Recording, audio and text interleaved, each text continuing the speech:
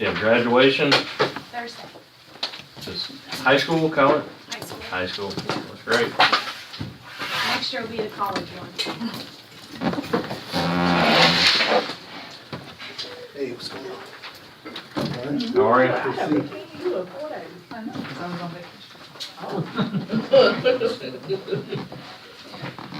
Came prepared. Anybody sign it? No, sir. I didn't have any public speakers at all.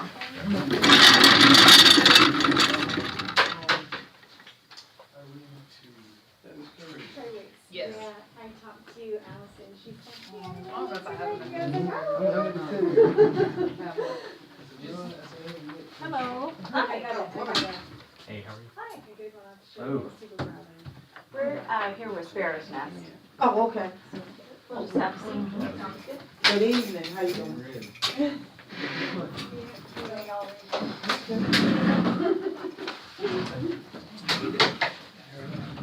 They just showed up today.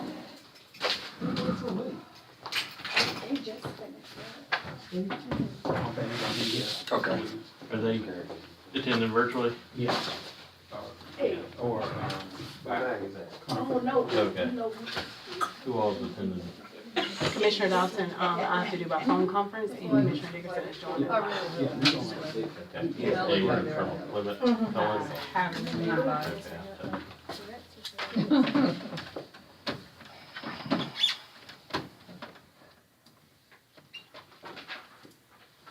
Who's the notary that's gonna sign? Notarize it. Is there, there's a Zoom link? Yes, sir. Okay, I see it be. We have several here. I can go ahead and I don't know what he may be out. Okay.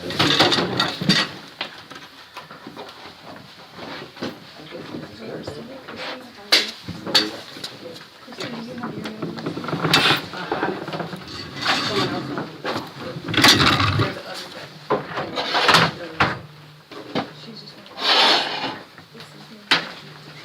I don't know if we have another. You're a notary, right? You keep your stamp with you? Normally, but I don't have it right now. I haven't looked at it. That reminds me of this fact.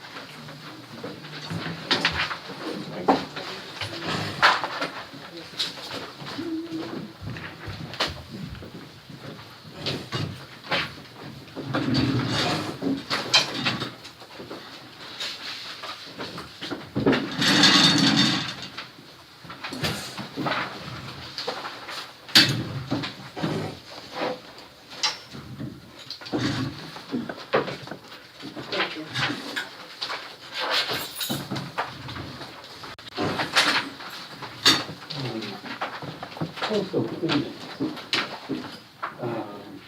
Is it a land, maybe the land trust? The Coastal Phoenix existed before the land trust, it's a 501c3, and then once the land trust that the housing authority started back in 2008, whenever that was operated under Coastal Phoenix. But the land trust was its own Entity. entity and was, Is it still around? It's still no, around. Okay. but we still have, there's always a but. We could have two houses, two habitat houses, where we own land to that area, originally designed to be part of the land trust. So we, among some, with something else, we get one income from the land trust. Yeah, I was in meeting with the land bank. This is just my. And that came up, the land trust, and I told him I thought the housing authority had. Okay, thanks, sister. How are you doing? All right? Camp or craft? It's from J.F. It's from Maybe some others. Did y'all see what Yeah. And maybe what that is. Yeah. Oh, Thanks. that's, periodic payments.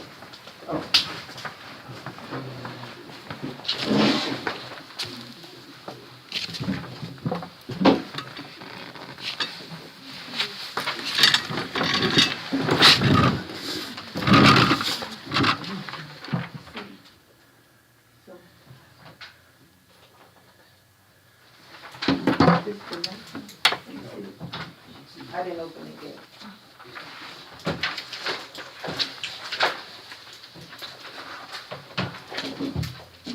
Ms. Hayes?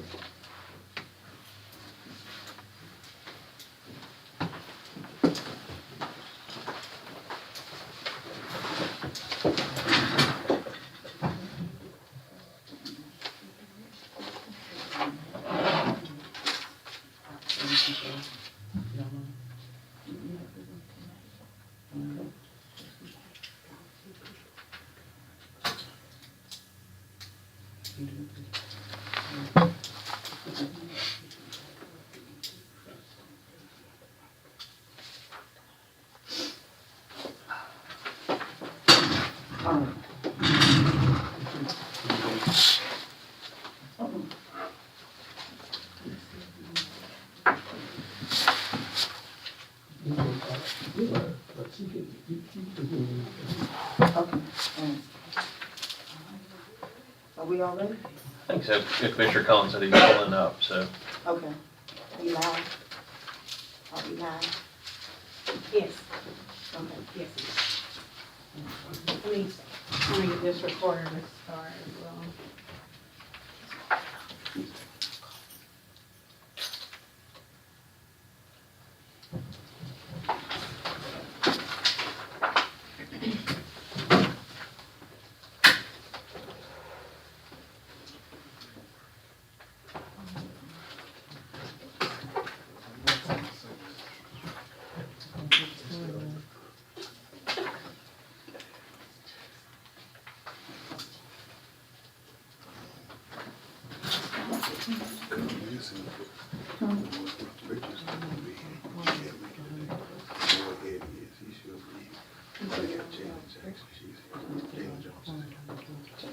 Who's Jackson?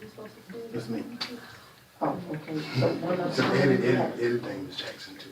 Okay. So we award three, only one is here right Okay, now. Three just got to be here. okay.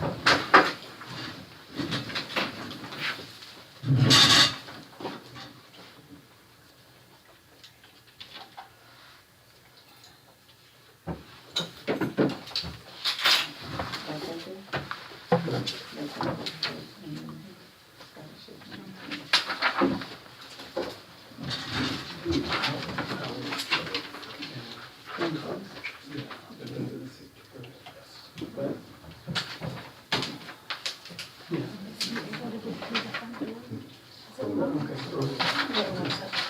Say we're long, and then it was a long.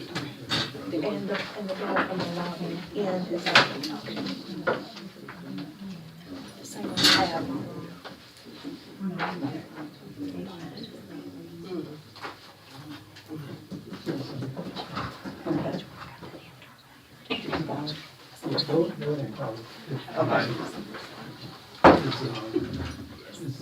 Is it Commissioner Dobson?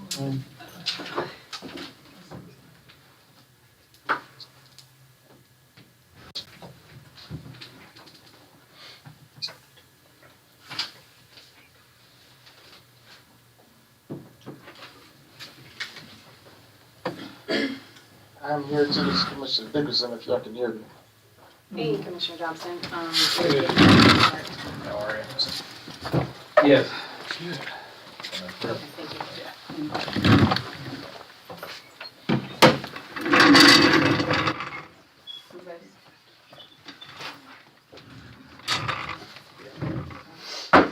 This meeting is now open. We will first have an invocation, and then we'll go into approving the agenda for tonight, and then we'll start with our first delegate, Sparrow's Nest. Mr. Commissioner Dickerson, can you do the invocation? Sure, can you guys hear me?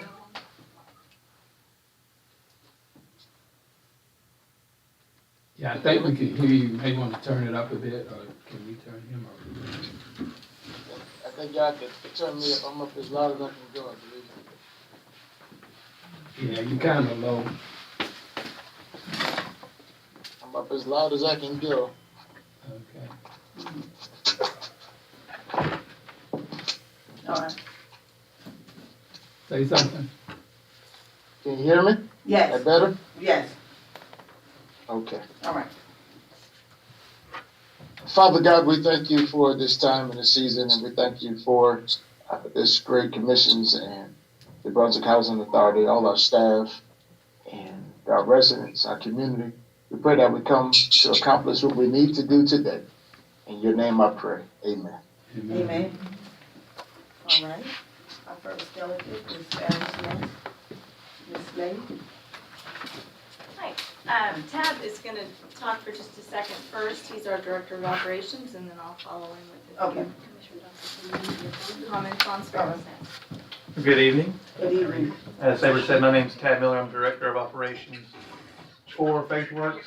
And I'm fairly sure that most of you know the aspect of Sparrow's Nest that serves as the food bank. But I just wanted to mention a couple other things that happen at Sparrow's Nest so that you are aware. First of all, I want to thank this board for the partnership that we've had for several years. Sparrow's Nest really serves as our base of operations. It is where most of our administrative staff out of. We have 6 employees that staff out of Sparrow's Nest, and that serves our Cancer Network of Hope, Sparrow's Nest, and our Open Doors programs. I mentioned Cancer Network.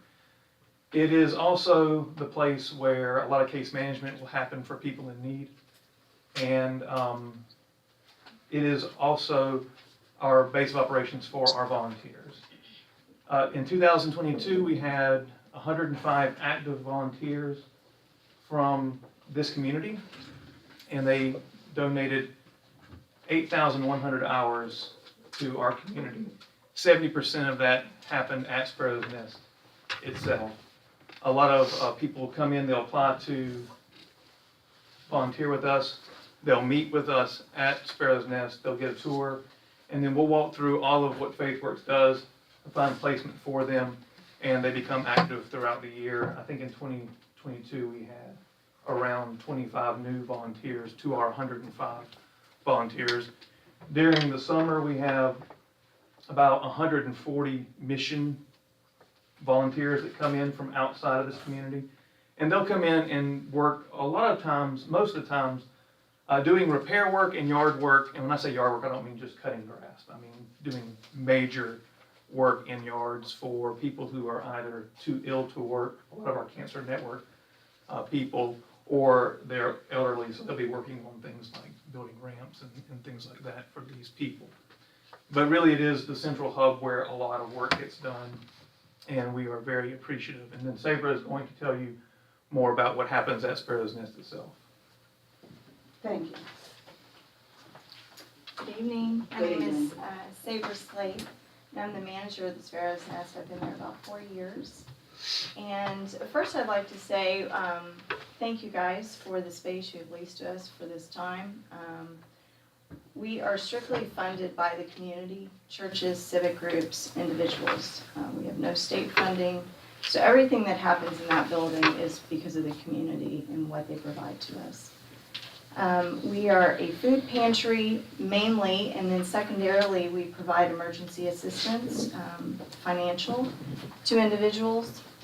We're open Monday to Thursday from 9 to 12 for groceries in the morning, and then we accept donations and do some more case management in the afternoons until 4. We serve 550 to 600 families each month. The majority of those are right downtown Brunswick. In 2022, about 25% of those lived in public housing. And I have some more numbers just to kind of give you an idea of 2022. Guests can come one time a month.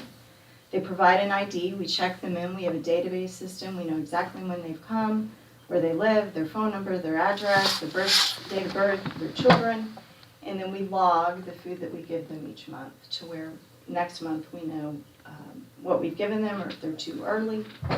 We provide food for basically 3 to 5 days of food. Also personal hygiene items, that's also diapers and formula and things for babies. We make bags specific for meals, like a chicken and rice meal, a chicken spaghetti bag, to where they have a meal they can take home. They're given frozen meat, which is 3 to 4 pounds of meat each time they come. And then we get donations, 80% of the donations come from the community.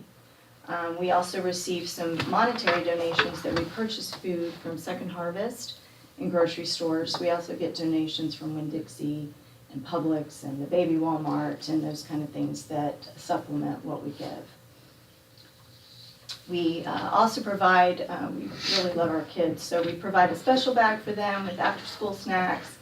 A lot of the elementary schools will donate books, and so we have books and we divvy them up age appropriately and hand those out to the kids. Sometimes we get treats from Target or whatever, so we try to take care of the little ones. And I would say the biggest thing as far as the food side we've seen is a huge increase from June of '22 to now. And my estimation is obviously inflation. Secondarily, rent increases across the community, which means you don't have quite as much money to spend on food or your utility bills. And then thirdly, many of our guests are on food stamps and they were receiving a COVID bump during COVID. That expired in June of '22. And we saw numbers skyrocket. We were seeing 350 families a month and now we see 550 to 600. And that has sustained through this year. In 2022, we gave out about 211,000 pounds of food, which equates to about $214,000. This year, those numbers have stayed steady. We serve about 555 families a month, and about 15 to 25% of those live in public housing, depending on the month. Some guests come to us one time, some guests come to us every month. We serve about 818 children a month and about 250 seniors a month. And year to date, we've given out about 95,000 pounds of food. So that's kind of the food side of it, and that is all, I'm the only staff person. That is all run by volunteers. We have about 10 to 12 volunteers each day that come. Secondary to that, we also provide financial utility and prescription assistance for individuals. They can apply one time a year, and they have to have had a recent emergency that they can document. That could be you had to put brakes on your car, so now you can't pay your power bill, or you're hospitalized, or you had a baby and you had to stay home for 3 months. Those kind of things would be emergencies. And then we can help them with a power bill, a water bill, or a gas bill, or a prescription. Related to Brunswick housing guests, I would say the biggest thing we see is new guests moving in that have found out they have housing and they have 3 to 5 days to get their utilities in order. So we may pay a deposit for them. We might pay an old bill that they didn't know they had to where now they can get utilities in their name. And in that tight time crunch, we're able to provide that in a quick manner. Many of our guests come to us, they've had a water leak, leaky toilet, something like that. Their bill is $1,000, and so we help to get them on a payment plan to avoid disruption to where they're not evicted out of their residence. In 2022, we provided about $89,000 worth of assistance, and that helped about 452 families. And of those, 20% lived in public housing. Those numbers have been similar for 2023. We've served about 140 families, and we have given about $30,000 worth of assistance thus far. So that's kind of just a snapshot of what we do every day. I'm happy to answer questions. I'd love if any of y'all would like to come visit or take a tour or come while we're open, volunteer. We'd love to have you.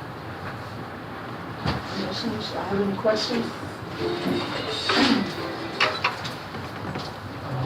What are the sources of your funding? Is it mostly church funding?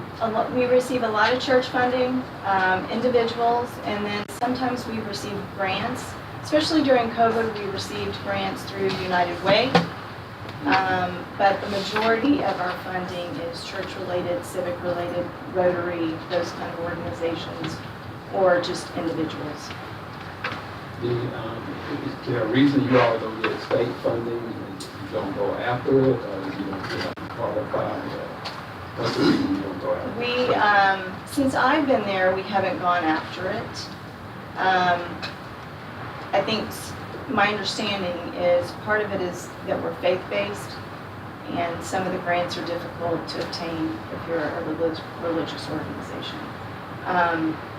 Secondarily, we're a 501c3 under the United Methodist Church. And so I think that makes it more complicated for state funding. But I'd really have to ask our person who does the grants. I go after food-related grants. So for example, I applied with the Latter-day Saint Church for a grant for food. They have a warehouse in Jacksonville. You can apply for funds. You receive those funds in kind, and then I can buy food from them. It's not real cash, but it's real food. And we were just granted $25,000 from them. So I have a year to use those funds to get food for the pantry. How do you get it from them? Well, I applied for the grant, there were multiple interviews about what we do, et cetera, and then they basically have just given me a grant letter saying, you have $25,000 to spend. And so I placed an order, and it was $5,000 last month. We go buy the food, and they just kind of take it from our balance. It's not real So you have money. to pick it up is what I mean? Yes. I have a volunteer who takes our van, he goes down there and picks it up and brings it back.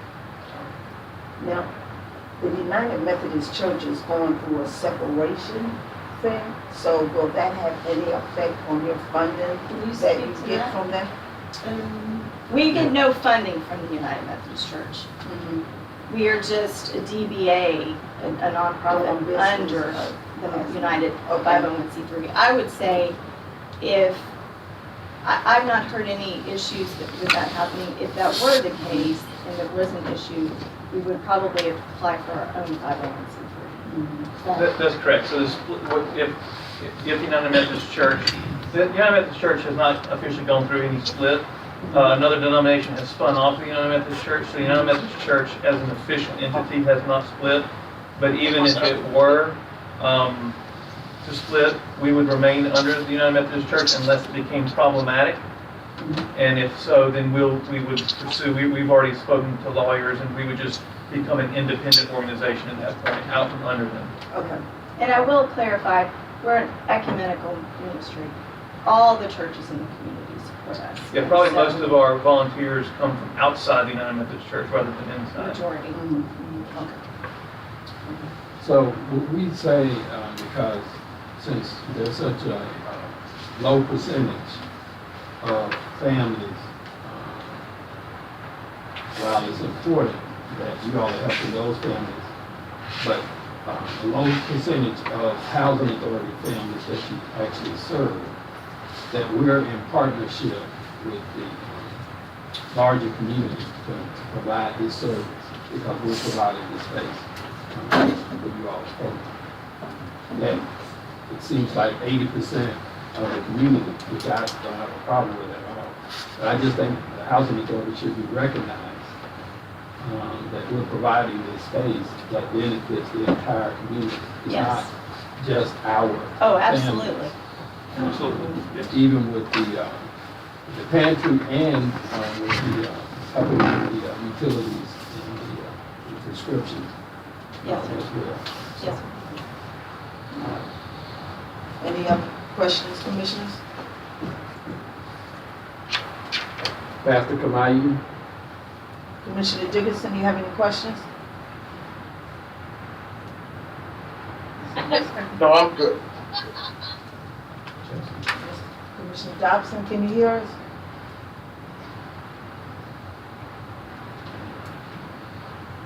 Commissioner Dawson? Yes, I'm taking up. Yes, I can hear you. I want to tell everybody hello. Have any And questions? you have any questions for Ms. Slay for Sparrow's Nest? No, ma'am, not at this moment. All right. And I have some cards I'll leave with you if you have any questions later or want clarification. All right. Thank you. Thank y'all for having us. You're welcome. Thank you. So, yes, ma'am. So, you all have a lease with Sparrow's Nest, and so part of the reason they're here is to update you all, and then if you'd like to renew that lease, if you all will direct me to do that and working with Mr. Jackson.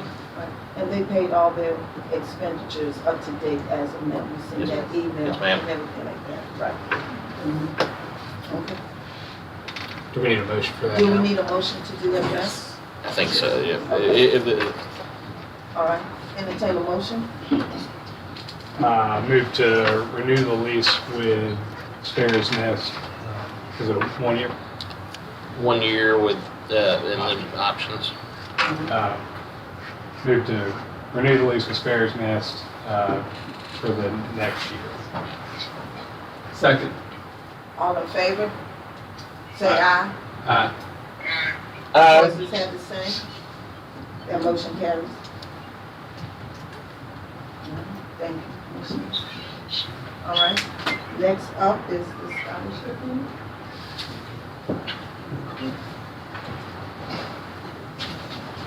Thank y'all again. Thank you. You're welcome, Thank you. thank you. Of course, we had 3 applicants who will be receiving funding. Eddie is on the way here. He needed a ride, so he's en route now. But we have Ms. Jalen Jones, who will be attending Coastal College of Georgia. Hard-working young lady. I went to the school to visit her last week. She was working a part-time job. And she's a hard worker. She works at the McDonald's on St. Simon. That section looks familiar, that's why I see it. So, I went to go present her certificate at the Brunswick County Honors Day, and they had an emergency. The whole thing had to run out right before I came before, but I'm glad she's able to make it today. And you want to say a few words? Hi, y'all. Hello.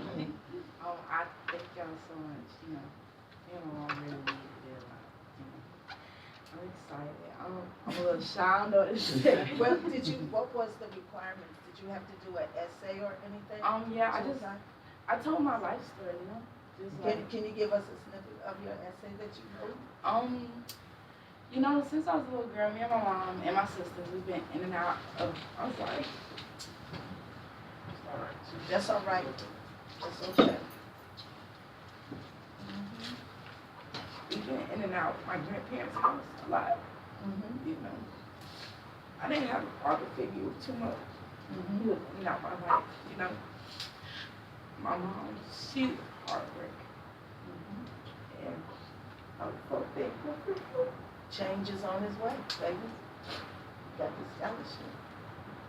And, you know, she's always put us first, no matter what. She always put our needs before our wants, for sure, you know. But she made a way no matter what. She would surprise us with like small stuff in Walmart, like when we couldn't get it, and she'd come back like a week later with it. But, you know, I'm ready to provide her for the new life after this, and I'm definitely gonna show change. Gonna be a logistics management, supply and demand. Hopefully to get a job at the ports, doing something like that. So I'm excited. I'm excited for change for real.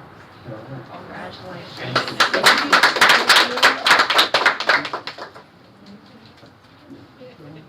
Yeah. Eddie's on the way, so whenever he comes. All right, we recognize him. Thank you so much. You're welcome.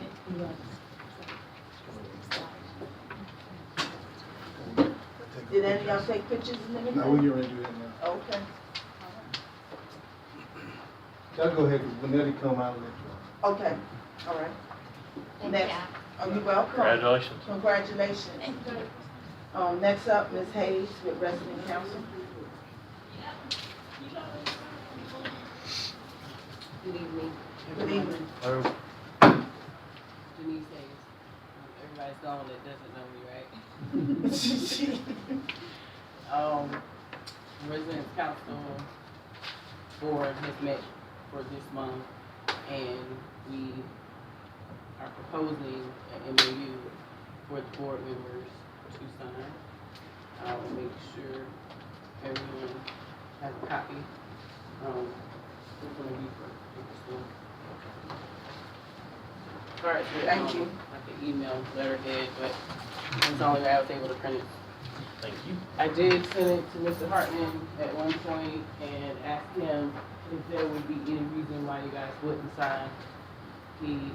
His response was, no. So I'm gonna let staff look at it. I got it from you, and so I'm gonna let staff review it. I'm gonna look at it, and then we'll respond to you. Okay. And I was just trying to get some clarification, what you gave me, that you're gonna pursue both continue the Brooklyn Homes Resident Council and pursue a jurisdiction-wide That's council. And And so- eventually, we want every complex to have its own residence council, but we figure that's the only way to go further, faster at this point. So hopefully we can take it up at our meeting in 2 weeks. So is there any other necessary paperwork that y'all have to, continue to do after this MOU? Have y'all done your bylaws or anything yet? Our bylaws were done before we even did our elections, because we had to have 20% of the people in our community to sign off on those. Okay. So they've already been done. However, we did notice that they need a few pages needed to be updated. Okay. And so we're working on the updates. Our board is gonna vote those in, and that'll be done. And you'll give a copy to Mr. Hartman, so we'll be aware of the update and have a copy of those, so we can go along with it as we go forward. We're not quite sure about that. I know we're gonna do the updates. I know they'll be voted on. I know that we'll have them. But as far as turning over a copy, I know Vincent Williams, he has the original copy of our bylaws. So when we do update, we'll update through him. And if he chooses to share or wants to share, I'll leave that up to him. Well, one of the things we're here for is to make sure that you are following the guidelines and the bylaws and the MOU. So it's our job to make sure that that operation is going smoothly. So that's why we would need a copy of it. And if Vincent Williams has it, Mhm. then we'll have it. Mhm. All right, anything else? No, we just appreciate you for your time and allowing us the opportunity, and we're hoping to get an update on this MOU possibly by the next workshop meeting, and we'll go from there. And one of the things going forward, what we want to do is, since the annual report and the 5-year report is based on what we do as far as our day-to-day operations in Housing Authority, somewhere in the near future, have a listing and do a check mark of what is being completed, what needs to be changed, and what needs to be eliminated. So when we go back and do the 5-year or the annual report through the RAD group of people that does it, then we'll know how far we done made changes, what we haven't done yet, and what still needs to be dealt with. Vince Williams has that checklist, and we updated that not even 2 weeks ago. So, Okay, as long as we have it by the time we do our next annual report and 5-year plan, that's fine. and when is that? Do we do it in June, July? I'm not sure. But as long as you have that list and we have that a continued update of it by the month, then we own our scale of what we need to do by the time that report is. So we'll just update that every month so that you have it. And just follow your steps of how you, just follow your steps of the cleaning, whatever progress you're making, whatever progress needs more time, or what you need to complete the progress of what y'all doing at resident council through the units or the residents, okay? Understood. How is resident council meetings going? We have resorted to sometimes having to meet on Zoom because all of our members, like we have one that's out of town working. We have one that has been misplaced from Brooklyn Homes to Abbott Andrews due to a fire, and she doesn't know if she's coming back to Brooklyn or not. And I work a hectic schedule. And the other 2 ladies, one of them works down at the city, and so their timing is just off. So we do make time to have those meetings on a monthly basis on a Zoom, and when we can meet in person, we do. As far as the community goes, we're opening up, starting next month, our meetings to all 6 communities so that they can see how our meetings go and they'll have something to go by when it's time for them to start their resident council. We're providing support for them, anybody that wants to start a residence council, walk them through step by step, but, you know, we can't do the work for them. Right. So, we'll just do as much as we can. That's why we propose the jurisdiction-wide, and hopefully one person from each community can sit on that board. And so that's a spokesperson for that community, may it be a secretary, vice president, treasurer, so on. And like, at the resident council meetings, if a resident has an issue with maintenance, are y'all doing follow-up to make sure that maintenance is getting completed or attended to? We do, however, we find that as soon as, if they came for a maintenance issue, once that maintenance issue is resolved, we They don't don't come see back. them anymore. Well, So yeah, we're that kind of like, we kind of drag our feet and see how many meetings you're gonna show up to, but we do take them through the proper protocol. Have you put in a work order? Have you spoken with your site manager? Have you, you know, did one online? Sometimes it works better if you do it online or make an email and tag a couple of people in it so that everybody is kind of like being checked. Okay. So, Well, thank you for coming tonight, and just keep us updated. Wait a minute, I'm gonna let you go. Yeah. So, I just wanted, Ms. Hayes, if there was anything else that you wanted to share with us that we might be able to help with. I mean, I know this is proper protocol, the MOU and all the checklists and stuff. So if there's anything else that you wanted to share with us that we might could, help you all with. I want to thank you because we are working to secure the meeting location in Perry Place. I've talked to Mr. Bill, he's a wonderful person. He's working to talk to his people to see if the date and the time that we want will be acceptable. So a place to meet shouldn't be too much of an issue. And I know we're always welcome here as long as I ask ahead of time. The only thing that, moving forward, we might need help with, and we might just need to sit down with Ms. Dyer and whoever is gonna be responsible for our TP funds just for resident homes. Because we will be working to do an event soon, to bring awareness to Residents Council. We want to invite the other communities in, have something there for the children, and maybe even, you know, just some food or something. It just depends on what we can do. So, once we establish how much we're gonna get, then we could decide on exactly what we'll do.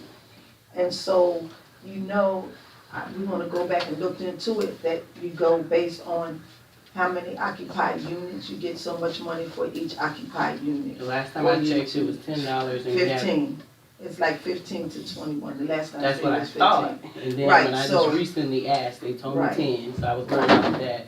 And I know right now we have, well, Who last told week you we that? had 88 units. Yeah, it's never 10, I seen 15. Right, that's what I thought, I saw 15. Who told you 10? You know, throw them out there like that. Well. I was just But it curious. came from the Resident Services Department. That's fine, I'm just Okay. saying, they may not be up on the information, that's why I was asking, not to. And the number of occupied units is not necessarily in the current time because we're funded on a calendar year basis for HUD. So what they dedicate for the resident council, you know, the money you could use, it is in that annual, that calendar year, but it's based on the prior year, okay? Because the submission for operating subsidy is based on what you had in the previous year. So it's even though we not, had don't just do the 88 math in your head thinking, you this know, it's the year, current It's Right. whatever last dismal year's was. Right, occupancy Is, rate. is it a one-time amount that they get? It is once per year. It is a part of the operating subsidy that we get every calendar year. And it's like a subset of that. Okay. So, and it is based on, you know, the prior year's occupancy. And they're free to partner with other organizations to put on events there. I can't, the last time we looked at this has been a while and I don't remember all the details honestly on what all Yeah, okay. all right. can happen with that. Ms. So Vaughn? I would be more than glad to partner with y'all with the Jobs Plus and do a kickoff. And we have funding in our grant for that specifically. And actually, the resident council would be an amazing partner with this because we will be hiring residents. Awesome.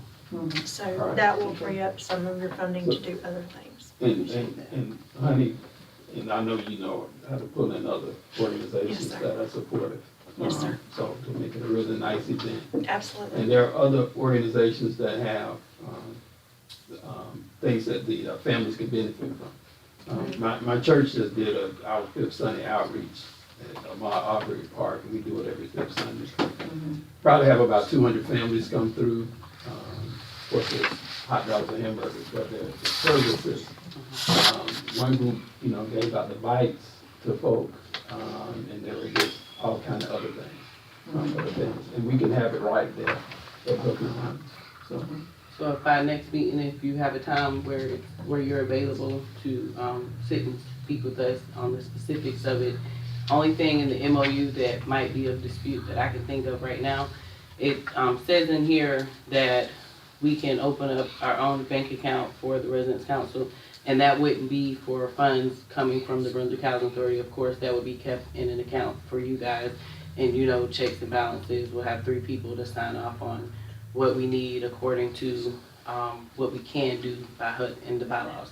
But that separate account would go into if we decide to get a grant writer with the funds that we were awarded, then if we were to secure that grant, it would go into this account. Still 3 of our board members would have to sign off on it, and they would have to still go by the guidelines.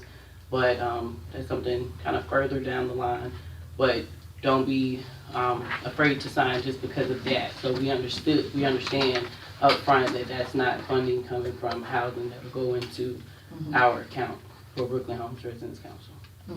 Yeah, I don't see how we would push back if we're trying to help you all be self-sufficient, even being self-sufficient. That to me would contradict what our mission is. Sounds good. And if you guys could, last but not least, get us in touch with your grant writer to start When we get working. one, when we get So one. we don't have one. No, That's what I'm that's what Honey does. Okay. But I know some out in the community that I can absolutely get you in touch with. Thank you very much. I appreciate that. There's no more Okay. questions? Any other questions, commissioners, for Ms. Hayes? Have you guys put together a preliminary or final budget yet for how you would use the funds? When we heard how small they were, because we thought we was looking at $880, we figured there was no reason to kind of do that. We would just plan off of that by, if we had to, pay a grant writer and, be able to secure more funding so we could do more things in the future. But that was something proposed when Mr. Baker was here, and without the MOU, a lot of people were like, I understand. Yeah, I would hold up and let us think through about you all having to pay somebody to write grants for you. Let us think through that part, because I don't think that is fair to you all. No, I know somebody I think I can. Yeah, we'll figure that out. So, I appreciate All it. right. And I guess the next time when I come before you, I'll be talking about us getting some leadership training and the classes that we went to for GARA. I don't think they kind of were what we were expecting, because everybody went into it knowing that we were working to start a resident council. And so when we got there, the classes that they were offering had nothing to do with leadership or resident council. And so maybe this year, maybe we can have some kind of input on classes that we would like to see. Again, try to, and I mentioned this, I think, the one time I did meet with you before I knew I was gonna be on this board. The Clients Council, see if that's still operating. It's up under the Georgia Legal Services, the state Georgia Legal Services. My mentor, Ms. Vita Campbell, started this years ago, and I don't know if it's still operating, but they are made up of housing authority tenants, and they provide leadership funding and a number of other things. If not, legal services from the state level may be able to provide that. Or facilitate you getting with the organization that does it. Okay, let me know and I can help. Okay. Commissioners, y'all have any more questions for Ms. Hayes? Not for Ms. Hayes, but I do have one for everyone. So if we enter into this MOU, I guess I'm just trying to wrap my head around how there are funds that are allocated for the RCs. Well, they're tenant participation funds, so prior to there being a resident council, Brunswick Housing, just tell me if I'm wrong, was allocated tenant participation funds that were spent on other tenant activities. If there's a resident council, which then those same dollars will now be allocated to resident councils for the resident council to decide how to spend those based on a funding formula from HUD. And those are allocated based on occupancy. Mhm. And what happens if there is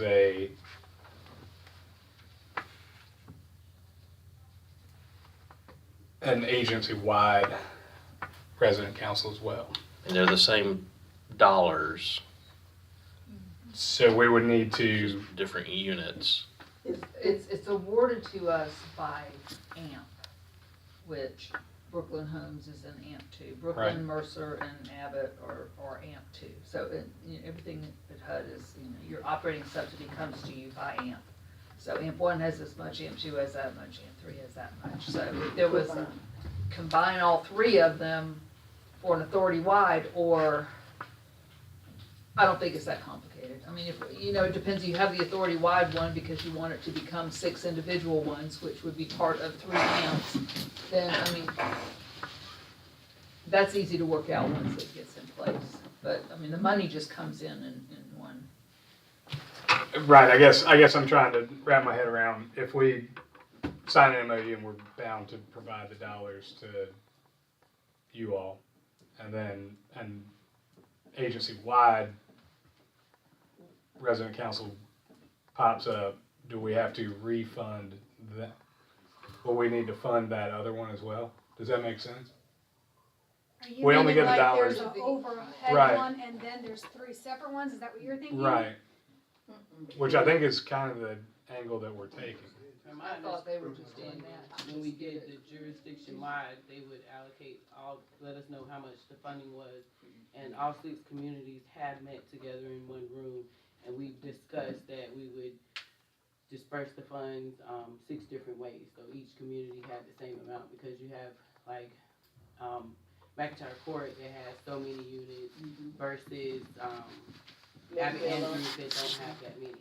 So to, not make, so it doesn't be that even, we would just Yeah, I split mean, 6 ways. We do a lot of our expenses that way. Usually it's AMP-wide, but we do it on a prorated basis based on the number of units. So, AMP-1 is 37% of the total number of public housing units. AMP-2 is 34, AMP-3 is 29%. But I think you're saying you all have already decided that when we get to that point, you, the overall will get whatever the amount is. Right. And you all have decided that you're just gonna split it in. Among the 6 Prorated communities. amount. Right. So based on That's, the units. that's not what she for us said. to decide, you all have already decided. Correct, that will be in the jurisdiction-wide bylaws. And And, and at that point, I think your question would be the Brooklyn funds would be still going to the jurisdictional and would stop going to because it's the same dollars, right? Yeah, right. yeah, it's the same dollar. Yeah, I guess that's pointedly my question is, Right. I wanna make sure we're not, We would definitely want the Brooklyn Homes dollars as soon as we could get them, because it's also a way to ensure that the other communities jump on board and get active, because it will take 3 people from each community before they can spend any money. They have to have a treasurer, president, and a secretary to even sign off on spending those funds. So it's a way to get them active, and hey, they're over here, they have this, and they're spending money, and they're doing this in their area, and how can we do that? So it's a way to increase that participation that we've been begging for. They won't have to see something happening, Exactly. something going on for them to say, hey, I wanna do that too and be a part of it. That's So our we're MOU going is that so way. important, and for them to, just see us being active and getting the reward And and so- being able to do those things. Also, that can move over into the newsletter, so whatever is going on, Mr. Jackson can implement that, have a resident council corner, and just Yeah. whatever is going on every month, You just Posted recently in that asked for that, newsletter. and I'm hoping to see that because once the other communities say, hey, they have a residence council, but a lot of them, if they haven't spoken with me personally or been to a recent workshop where I came out and let them know, they don't know, it wasn't advertised that we were officially established and recognized by the board. And so I think that would be a good idea as well. And the other thing is the welcome package. When residents move in new, there should be a pamphlet or a little index card of all the programs that they can be in tune to sign up for when they first come in. So they shouldn't have to look for it and search for it after they move in. It should be part of their welcome package. I agree. Okay. So Commissioner Cullen, did you get your? I got my answer to part one of my question. Because we'll discuss this further. There was one more thing I just wanted to add, if I remember this right from a couple years ago when we first started talking about this. That money you get for HUD, which you can use for tenant participation or whatever, that's like that's the minimum, I think. You can, as a housing authority, Allocate That- yes. That was gonna be part two of my question. So we're talking about, y'all are getting $800. It's not. So So let me ask you, basically peanuts, right? So if the board was presented, now I can't tell you what to do, but if the board was presented with a budget that laid out what you might do with funds in excess of that 800 and whatever dollars, we would have something to make a decision on. Does that make sense? It makes sense. It makes sense to, after the MOU is signed, to get with my board and we discuss a budget and propose it to the board. But I'm gonna just let you know, everything within our budget is gonna be, grant writers, anything to make us incubator of making more money and having more funds, because that's the life of the residence council. That's gonna get people excited and involved. and the other thing is this, resident council is separate, but you still have to have some kind of back and forth communications with the board, because we can also implement programs or events for y'all to take part in and doing. It's a separate but together entity.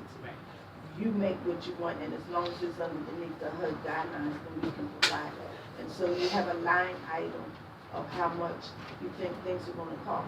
Now, my other question is this while we're on here. So if they have that, this is gonna be ugly. How does that $200 that we have that question about stipend every month? Remember that $200? Somewhere along the line, it was told to us that it goes to a commissioner, or how does that get dispersed to the resident council? I'll answer it from what the mayor told me. He said that the $200 that the resident commissioner gets a month, that they should be participating and active with the resident council. And he didn't care if it was $25 or $15, but as long as they were contributing something to the resident council, it may be refreshments for the meeting or whatever. But from what the mayor said, that money is supposed to be allocated towards the resident council. Well, what we'll take into consider what he said, but we wanna go by what HUD says. And Correct. so soon we'll have someone to answer that question that comes from housing. So I'll have that answer for you. And so when we move over to the jurisdiction-wide council, that's when everybody that sits on that board will receive their $200. Did we establish that? Up to 200, we'll find out soon, because Okay. we're in the makings of making some changes, so we'll ask this person and we'll bring that information back to you. Sounds good. Okay? And so, are you able to come on our work session, agenda meetings? I can come, but I'm training for a new position, so it requires me to be on a conference call at 9:30, and I have to be at the office to open the doors at 10:30. Okay. So I'm always here at 9 when I can come, so if Right. I can't say something right then or get some feedback, I'm always having to go. So during our work session agenda, we'll have you first, but if you can't attend, send someone on your board with the same information to deliver it to us, so anytime you're not. I work to do that, but knowing. And we'll put you first Right, during okay, our work session agenda meeting, okay. okay? Commissioners, any other questions for Ms. Hayes? Commissioner Dickinson? Is he there? No, I'm good. All right, Commissioner Dobson? right, and we'll look over the MOU and we'll have Attorney Hunter get back to you. Thank you. Thank you so much. You're welcome. Emails at the top if anybody needs to contact me, if you can't get me back on. Okay, Thank you. all right, thank you. Have a great rest of your evening. You have a blessed one. You too. Bye, handsome. All right.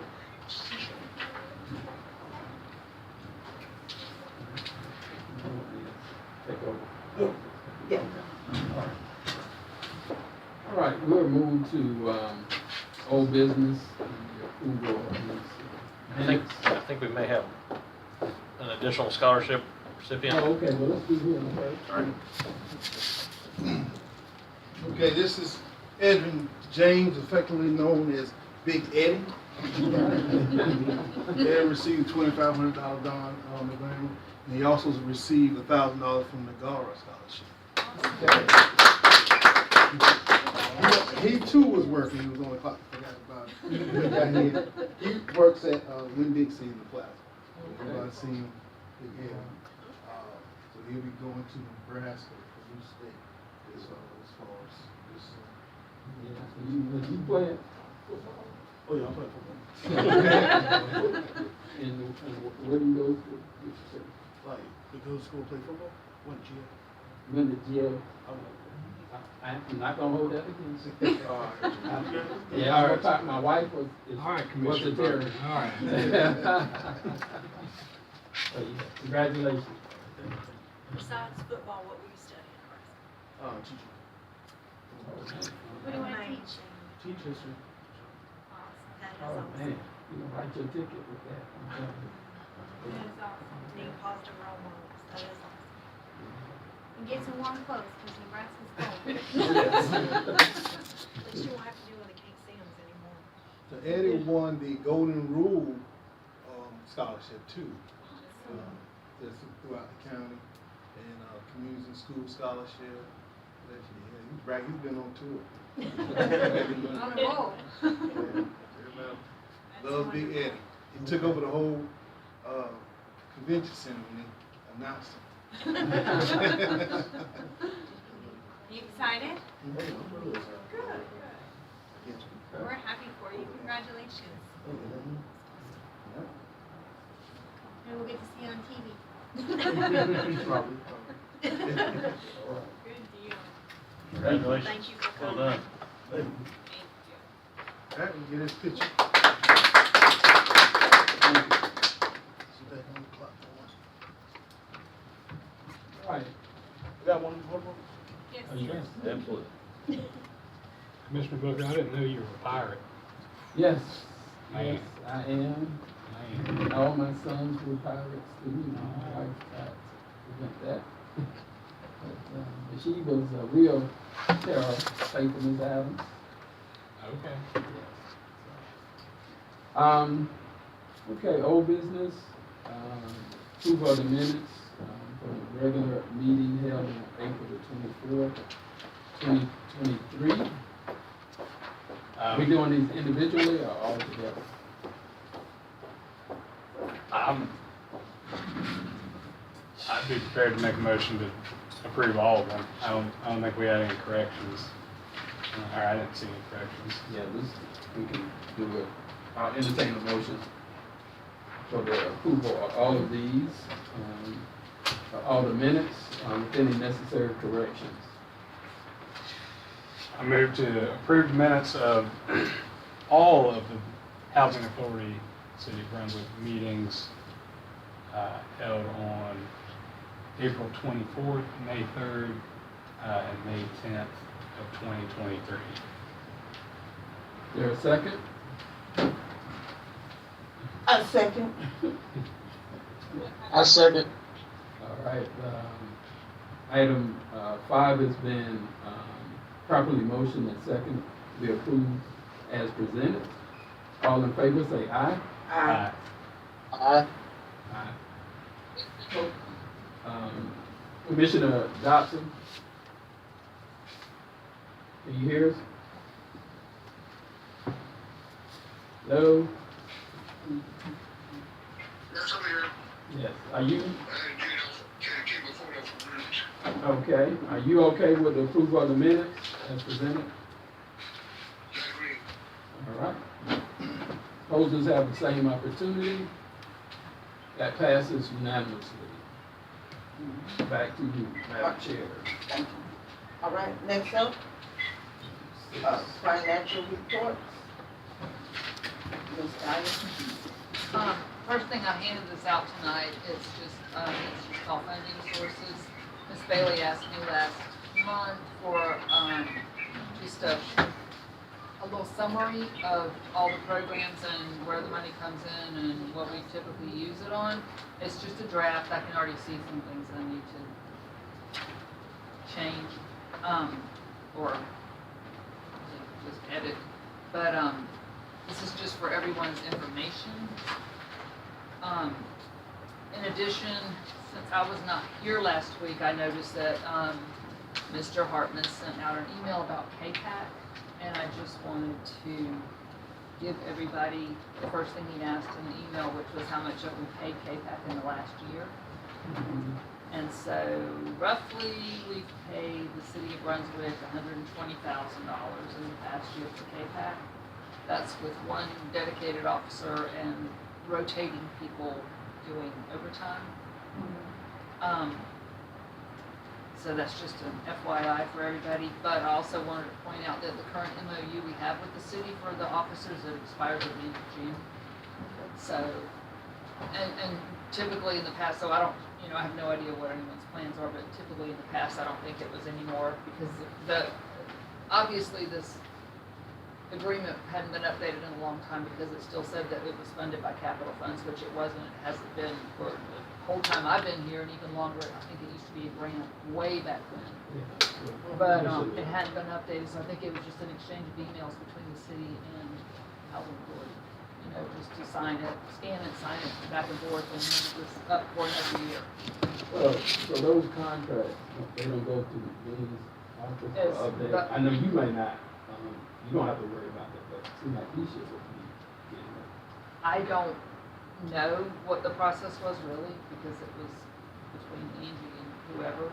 But, like I said, this actual contract was so old, I'm assuming initially. I probably did the one back when it started and didn't do after that. The HUD report mentioned phones, phone lines, everything like that. So what is, how many shift changes are there for officer? And you're saying there's two now? There's one now?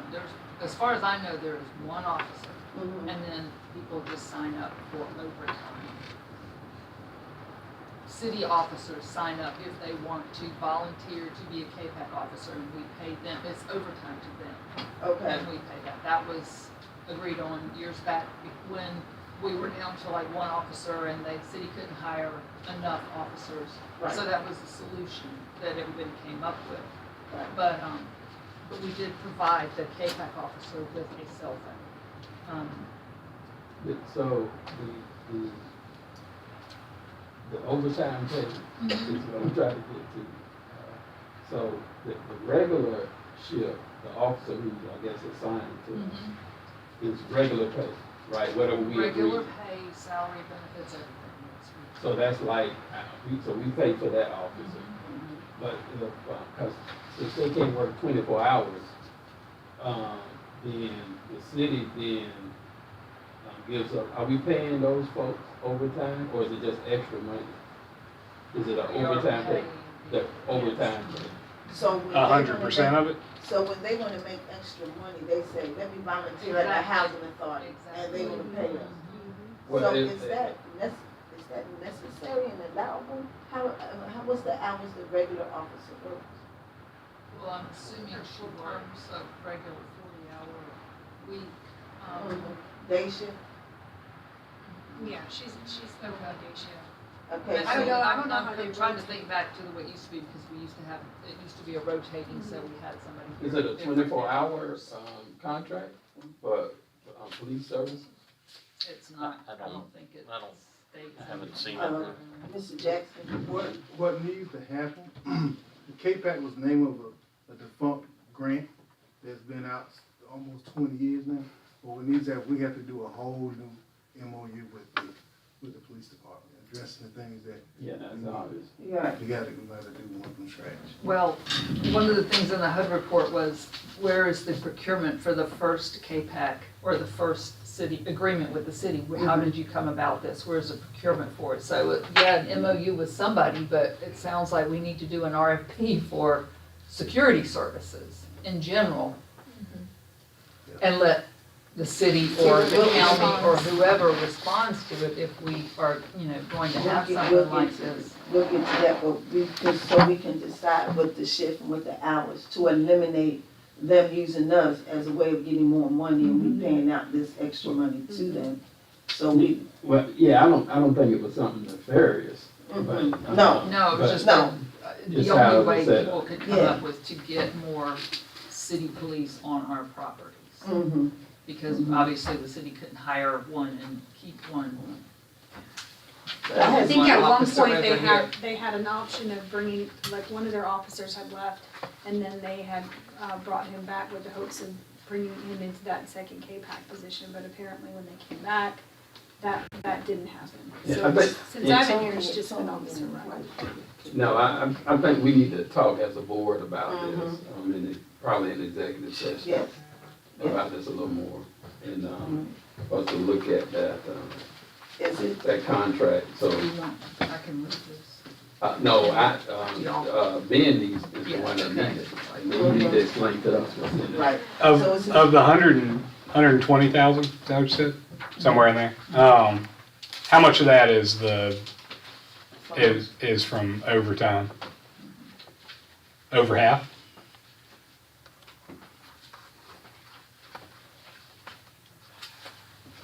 I can tell you that tomorrow. Do you see where I'm going with that? Yeah. There you go. Okay. That's- I was about to say, you're pretty good. No, I'm looking at what I have right in front of me and I'm like, no, I can't help it.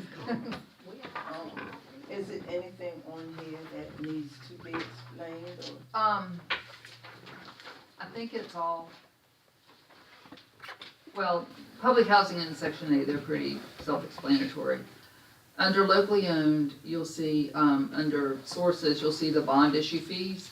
That goes back, I don't know, 3 or 4 years maybe. Glen Pines, a developer was coming in to do something, Glen Pines Apartments, which are on Altama, I think they're somehow Marsh, elderly. Right. But they asked us to issue bond because we can, so we did, and we have gotten, some bond issuer fees. And so I'm not sure, because I don't know that I have all the paperwork on it, but so far, we've received about $27,000 over 3 years for that, but I don't know how far into, I don't know how long that'll go on. I know they Yeah. just Percentage of the remodeled. outstanding bonds, but I don't know that off the top, I don't know where they are off the top of my I head. know they just remodeled. Yeah, we need to that find place. out. Yeah. Yeah, What because is they expected from came in and made a presentation of what all they were gonna do. And Is it still for seniors? I heard that it's now open to anybody. I don't know if it's just for seniors. Is it a now. performance? I don't know, I just know that when. Issuance bonds to pay for the That's the way it was described, but I don't know. construction remodel. Like a general obligation? Right, so like the hospital would issue a bond to do, yep. You all have the ability to issue bonds. Okay, we need to. Good to know. You talking to the developer? Or the people who can, yeah. Okay, Yeah, let's see if we can find them. yeah. Between Ben, you and Ms. Dyer. We need to know who these folk are. You know?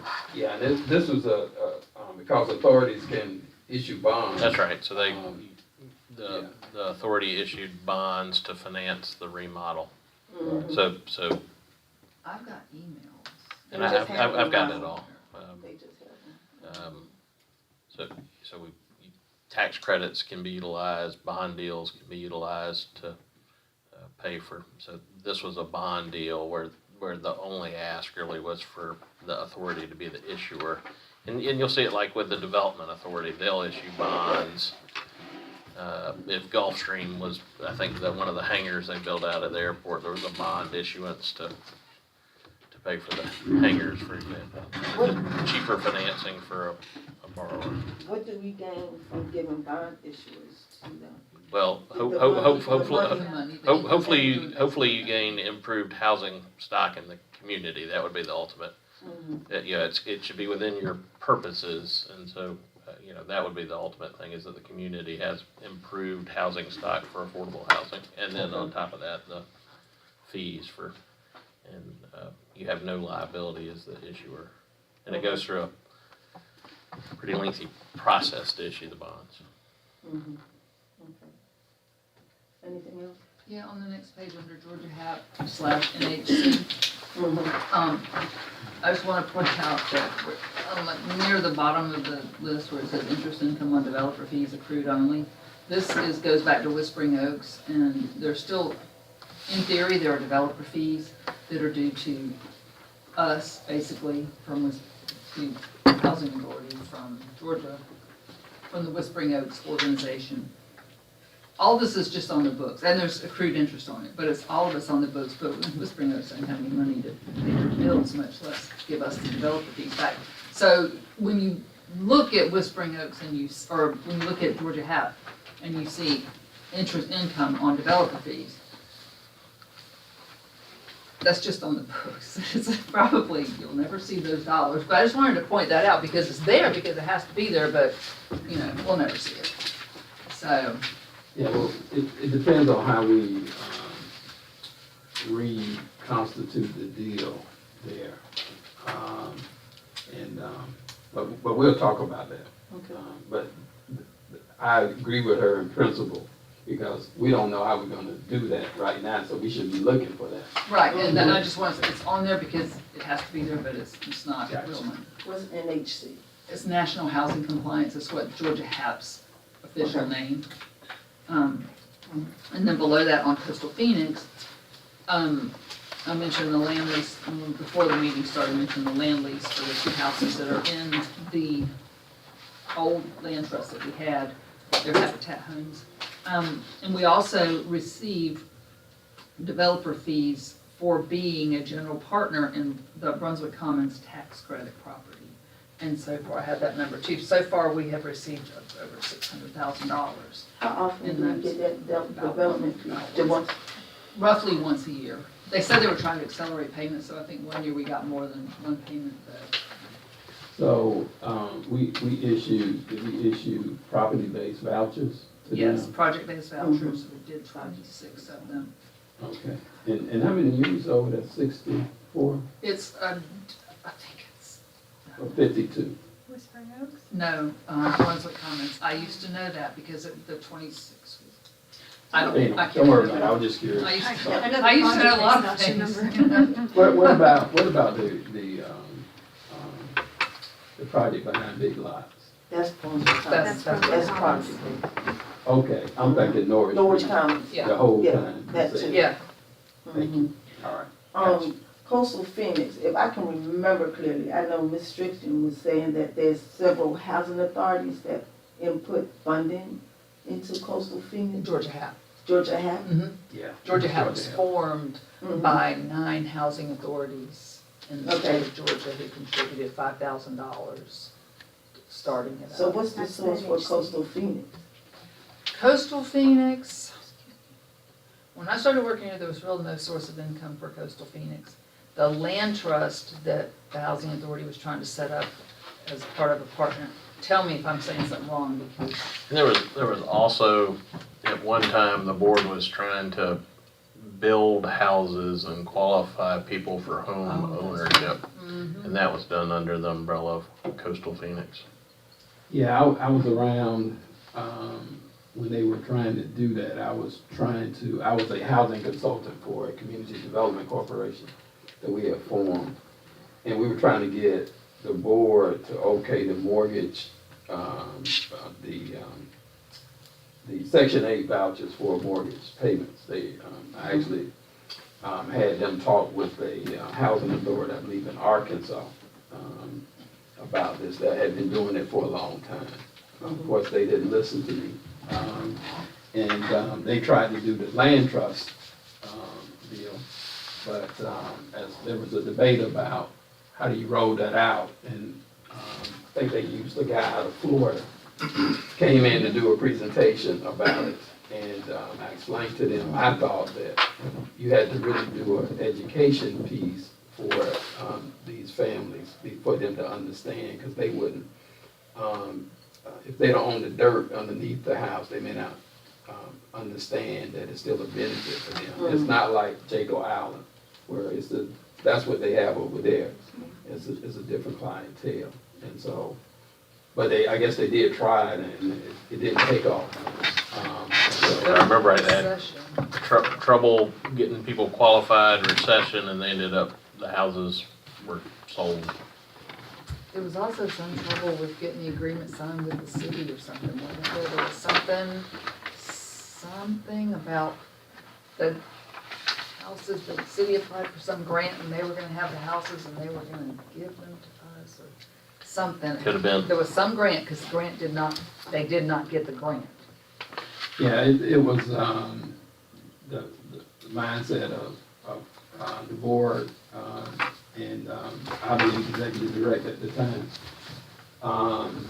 to the way to roll this out. But we were doing a step-up housing program under USDA. It was the only one done in the state, the first one. We built 5 houses, double-car garages, 3 and 4 bedroom homes. Families went in with a 1 to 4% interest rate and $30,000 of equity the day that they closed, because we had layered in other grants through the Federal Home Loan Bank, and there's a national organization called the Housing Assistance Council. And they have funding to help you acquire land, and they're tied to them. They get money directly from Congress, along with this other national organization called Naval Works. And so we put all that together, but we had to fight the state to do it. And we had to push for that with the mindset of the board at the time. But they did try something, so. That was up there for, Yeah, it was off of Myers Hill Road. There's 2 on there, and then there was 3 around the corner. Okay. So Coastal Phoenix continues to get income? Coastal Phoenix continues to receive income? It receives income from the developer fees for Brunswick Commons, and then it receives a very small amount of income for the Habitat land leases. lease for the 2 Habitat homes. And we don't appear to have very much in the way of expenses. Not there. really. We have to dedicate a little bit of someone's salary to Coastal Phoenix and to Georgia HAP. In order for it not, when we're audited, so the auditors don't say, oh, look, you're running your nonprofit and your business activities with federal funds. So we have to charge some payroll dollars to both of those. It's easier with Georgia HAP because there's always a representative here at the Housing Authority who is the one who goes to the Georgia HAP meetings, et cetera, so we can easily find somewhere. But with Coastal Phoenix, it's really just usually it's an estimate of the ED's time, a small amount of time just to put some dollars there in Coastal Phoenix. We don't do Norwich Commons, we just have Brunswick Commons? We have tenants, we don't have any agreement with Norwich Commons, no. Okay. Or Perry Place. No, we have tenants who live there. And the income from Coastal Phoenix, that goes into the, Coastal Phoenix checking account. okay. And do Where's those funds, go ahead, Oh. go ahead. I don't know that I've ever seen or noticed it. It should be on there. So the Okay. money that we get Now- from them, Now I see. is that what we use for repairs, if somebody needs repairs over there, what's that money for? In Coastal Phoenix, it really has no, So it just sits there, it goes just into. sits there, because the whole Coastal Phoenix, even though it exists, it's not really active, so the money basically sits. How much is in there? $665,000. You took the words out my mouth. How much, okay, how much? Actually 664, been around. Yeah, And the annual income into that is just ballpark, kind of It's nothing right now. Guess we have an easy. Maybe $100,000. okay. Underneath You could pay expenditure. somebody's salary with that. We appear to have discovered some money here tonight. Just sitting there, no use for it. Okay, I see it, okay. Questions on? And those funds are unrestricted.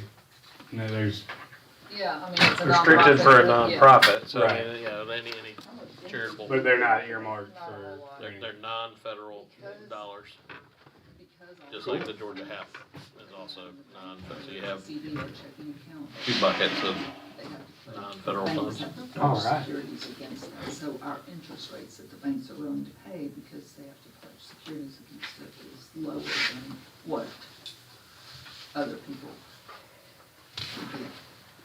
Okay. Yeah, I like this form like this here. Now, because I sit on the board, with a bunch of other organizations, but the Community Action Authority, and we have funds, investment funds that we set aside, and we had some folk who were not really doing anything with it, but they were getting some healthy fees, and when we changed that, it There is started. a very specific HUD list of what you can invest HUD funds in. Now and generally, like for procurement, I know with the procurement policy for the housing authority, even if it's your nonprofit or your business activities, which is Georgia HAP and local M, you have to follow the procurement policy that HUD sets because we're all under the umbrella of the housing authority. So I believe that is the same, because we have the same depository agreement for all of our accounts, that we have to follow the same HUD rules for all of our funds. And they have very strict rules on what you can and cannot invest in. So even non-federal dollars? So, so then these are restricted funds? Well, that's. Not restricted on the that's a spend, restricted different- on the how you can How you invest can them. invest them. The restricted funds are just the HUD term. What I referred to there as restricted funds, or the use of HAP funds for landlords only. Any other questions, commissioners, for the financial report? So many, but I'll let us get on. Exactly. Yeah. Commissioner Dickinson? I'm good. Commissioner Dobson? Any questions on the financial report? No, at this moment. I entertain a motion. Move to approve the April 2023 financial report. Do I hear a second? Second. All in favor say aye. Aye. Opposed? Opposers have the same. That motion carries. All right, next on here is directors, executive directors, items, new business.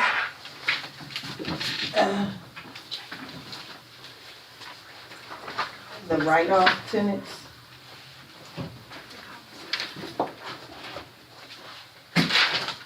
Let me get to it first. We don't have any write-off? Yeah. Oh, let's see. All right. All right.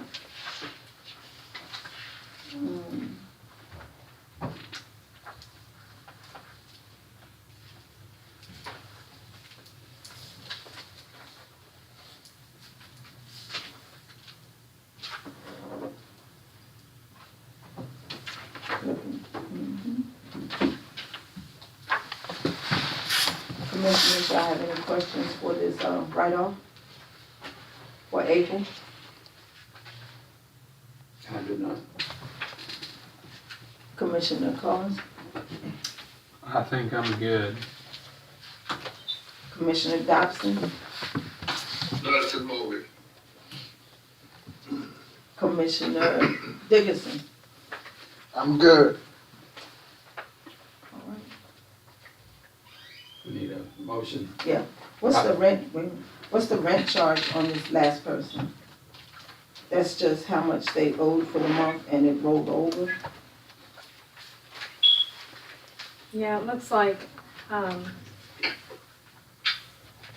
she inquired a late charge because she paid it after the 5th. This maintenance charge, I can't tell what it is, so she might have moved out and left it and things might have been damaged or like abandoned the unit since certain monies weren't received or paid, meaning her rent. Looks like the 164 might have been her rent charge. She has two different late fees. Why is that? One is 20, the first one says 20, and then the last one says 50.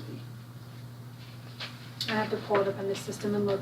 I think one of them, if you look at the dates right here where it's showing the rent charge for October and then November and then December, so there's 3 months she didn't pay. So it might be more than one of those fees that's just totaling up. It adds it to the next one. So it might be pulling it under that one loan, that one charge. You'd have to pull it up in the system to be able to look and see. Okay, so if it's $20, it wouldn't be a odd number, 50. Correct, It that's what I'm should be- saying. We'd have to pull it up and see Okay. what, if there's something else in there. Okay. Yeah, she's right.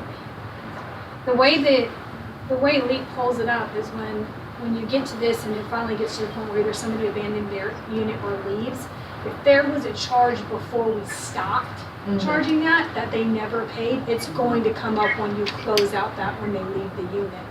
So even though we weren't doing it after January, if it's something that she had never taken care of prior to that, then it's gonna show up on here. So that, it might be that, but we'd have to pull the ledger out so we could really see what the full description is on those things. But I thought going forward, we said even if they were prior going forward, we were still going to charge them that new fee and not continue to charge them that. But because we don't know, y'all didn't know how many people, we couldn't account for how many people that would still be under that late fee of $50 opposed to $20. Well, from my understanding, they literally went in the system and just took it out. So it's not getting those particular late fees. So that's what I mean. It says this late fee charge, but I need to see what that, more in detail on what that's for. Because each one of these things has a code. So Right. I can't, if I look at here now and tell you, yes, that's for every Right. line.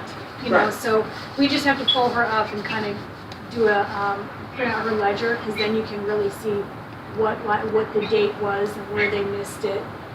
Then you can even go in further if you wanted to and say what notices were sent, did they respond, and so forth. Okay. What happens if we don't approve? Wait a minute. No, you can go. Person currently still in the unit? No, What did he say?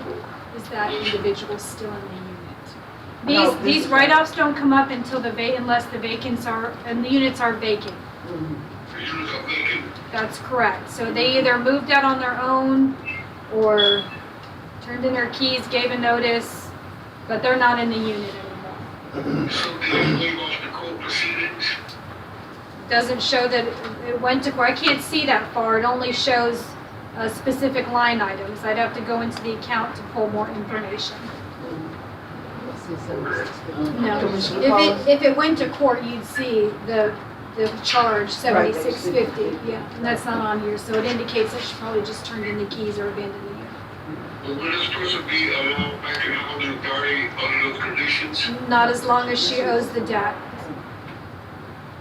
But there's no rectifying, if she decides she want to move back in the unit? She goes to the collection agency, so she'd have to pay off the debt with the collection agency in order for it to be removed from her account, for her to be eligible for housing again.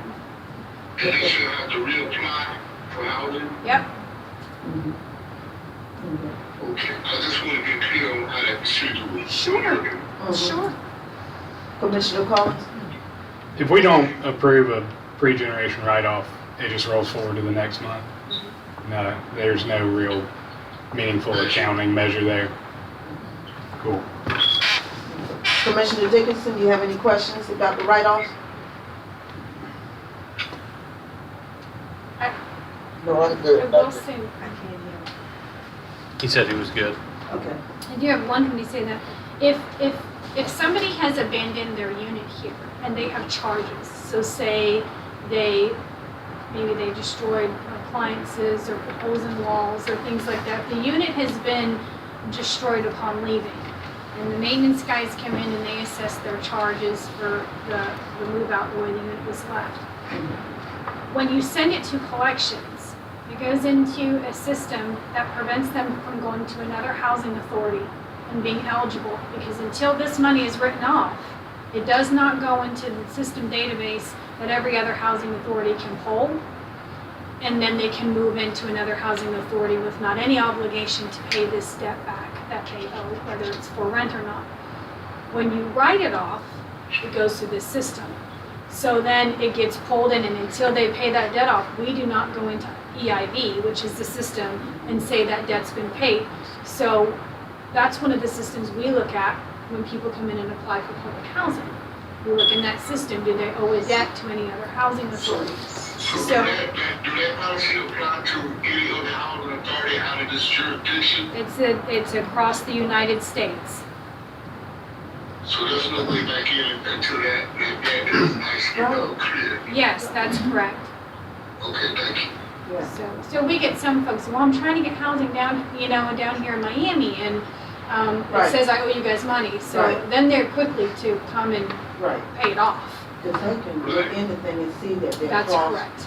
moving Yeah. and they still over there. It's the Right. social, the social flags it and won't let you participate in two federally funded programs at the same time. Commissioner Collins? That answers my question. That's very interesting, by the way. Okay. I entertain a motion. I'm gonna move to table the pre-generation write-off until our next meeting. Okay. Second. Do we have occasion for an executive session this evening? Yes. All right. All in favor to table the, Okay, I second. okay. All in favor say aye. Aye. Opposers have the same. All right, that motion carries to table this right off until the next meeting. Just don't do that in June, at year end. We want as many written up as I possible. understand. I understand. Depends. Don't hold us to that. I have a question, I'm sorry. Is it gonna be tabled to the next work session or the board? I think we can probably address it in work Work session. session. All right, What was the next, motion to the next meeting? I'll be more specific next time. all right, next on the item is discussion items, the repayment agreement. Yeah, so this question came up a couple weeks ago. So we have folks that are on repayment agreements. A lot of the folks that are on repayment agreements are due to the moratorium that was out when COVID was running rampant and people were not able to work and so forth. So we gave residents several months to sign up for payment agreements, and they found themselves not being able to satisfy their monthly rent fees. And then the moratorium stopped and we went back to not doing payment agreements. There was some verbiage that was kind of floating around that, no we are, yes we aren't, no we are, yes we aren't, or oh, no we're not. And so right now we do have folks, not many, we probably have a small handful of folks that are making their payments because it was during COVID when they got behind or whatnot, and they have been making their payments on time. The question is,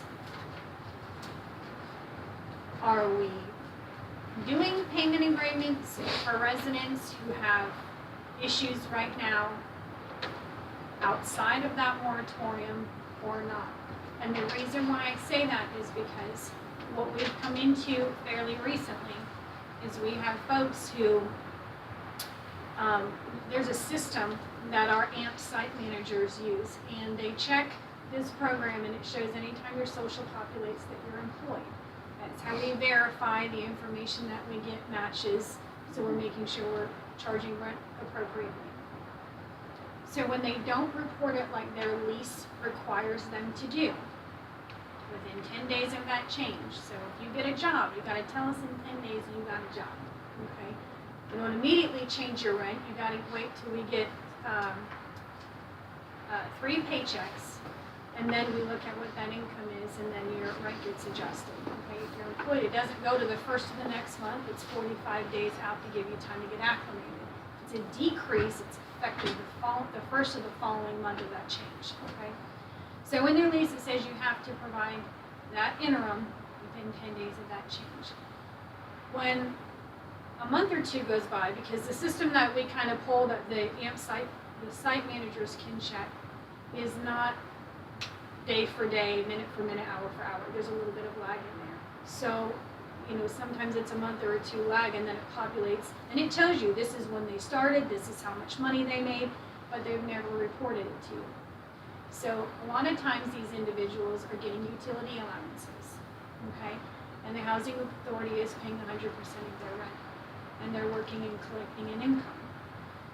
So when we run that and it's verified that, oh, they're still working, and we reach out to them, oh, I forgot to tell you. Okay, well, now we're required per HUD regulations to go back, because you can't receive a utility allowance and all that, you know, if you're not meeting the guidelines for how much that rent is calculated for. So then you have to go back, and they have to pay back the utility allowances, and they have to pay the difference in the rent that they were supposed to have been paying versus not having to pay any because they didn't report it, okay? So then, wow, that's a lot of money, I should have reported it. We had one lady recently who was offered a payment arrangement and declined it. No, I don't need it, I'm just gonna wait and I'll get it taken care of. So they offered it to her again, said, hey, look, this is still outstanding. You're gonna get a notice, a 30-day notice, because it's becoming way past it. So then the question came up, well, I thought we weren't doing repayment agreements anymore. I thought that was only for the people that were involved in it and was going for that moratorium, which made sense. So I looked and combed all through the lease. There's nothing in there. It specifically says we do not offer payment agreements. So the issue is the housing authority is in no way able to withstand paying everybody's rent.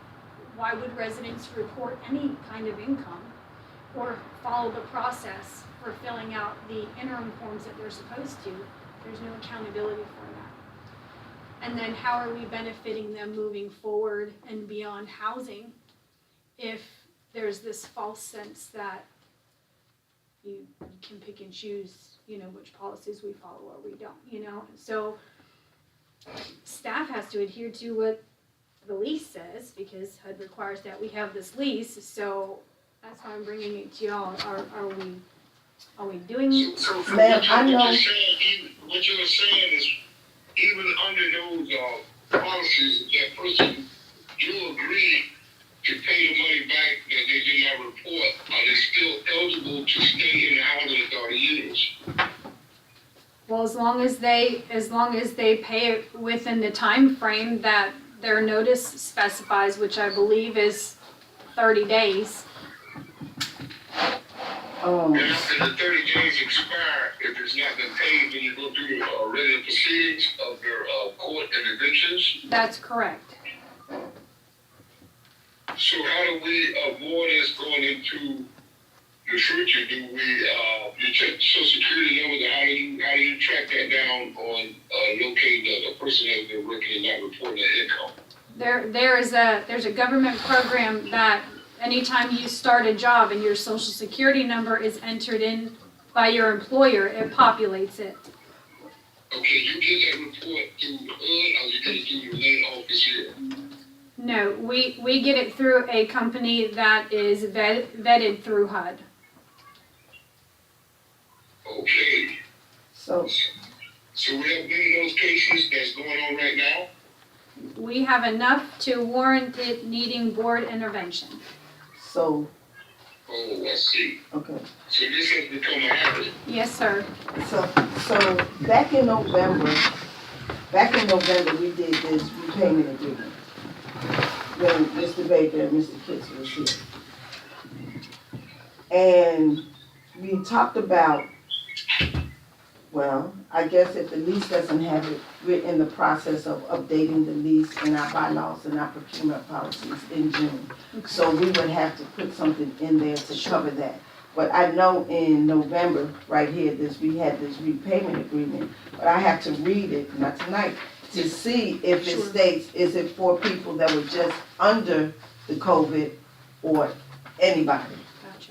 Because I remember it coming out saying that there was a repayment for people just underneath COVID. But like you said, now that it's lifted, what do we do for that? Yeah. And so I think that we, come in June, that's what's on our table for our work session, is to update our procurement and our bylaws and our leases to I agree. conform to this here. And I think it's important on both sides of it, and important to think about this when y'all make those corrections or addendums or Next whatnot. time We have just as many residents who do follow their lease to a T and make the adjustments in their life and take opportunities that are presented, whether it's programs or services or whatnot, to adhere to it and to grow. And so I fear that if we pacify folks who are habitual violators of their lease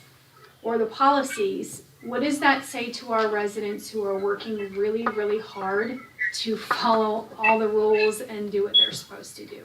You know, I mean, I don't want them to feel like, because at the end of the day, when does that string get pulled where they say, well, why am I doing it when all my neighbors aren't and I can get, you know? So I just want y'all to take that into consideration with whatever the decisions are made, so that way we're really working towards creating self-sufficiency, you know? Would you consider most of them to be habitual violators? There is a good handful, or maybe two, that are at the last minute pulling strings or showing up with a money order, which is fine. They get to stay in their place, and by all means, the last thing that we want to get into the habit or the routine of is causing people to lose their homes, you know?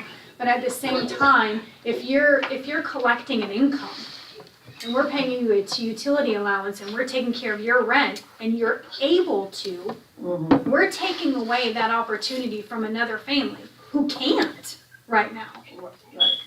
And so I just think that if we use it for what it's for, and we help people get established and get on their feet, so that way this is temporary, and they are in the routine of paying their own rent or their own mortgage and their own utilities, then it's a win-win situation. But if we don't hold them accountable, just like me, you, or you, in paying our bills and being responsible, then how are we doing them any justice? Do we have any kind of programs? Maybe we should revise that rule going forward to avoid the situation that's gonna arise, because this is gonna continue until we do some form of letter, letting tenants know that this is mandatory. I think it's gonna continue to happen, so it's something that we should maybe look into. We don't have a perfect world, but we can get most of the people to do it, and like you said, most people do follow the rules, it's just a handful. Some people are just procrastinators and waiting till the last minute, so if there are those, then as long as they pay at the last minute and avoid the late fees, that's fine. But we'll see into dealing with those who are not paying, and if we ever come underneath a seasonal weather condition, so we'll try to figure that out and add that in our bylaws and procurement of how we'll go forward and retain that repayment. Perfect. So, yeah, I guess I'm trying to get clarity on this, because if That was a good topic you all hit on there. That's very important. if the say they have to pay by the 5th, what's the late fee? $20. $20. Yes. Is it? No, can I correct that? To my understanding, it's the 6th. It's late on the 6th. It's late on the 6th. Yes. You pay your rent up until the 5th. Okay. And on It should be 6th, late on the 5th. No. If it's never late on the 5th. The 5th is the last day you can pay to avoid a late fee. So, Right. so, And the sixth is the dead. Okay, I got you now because it changed one time.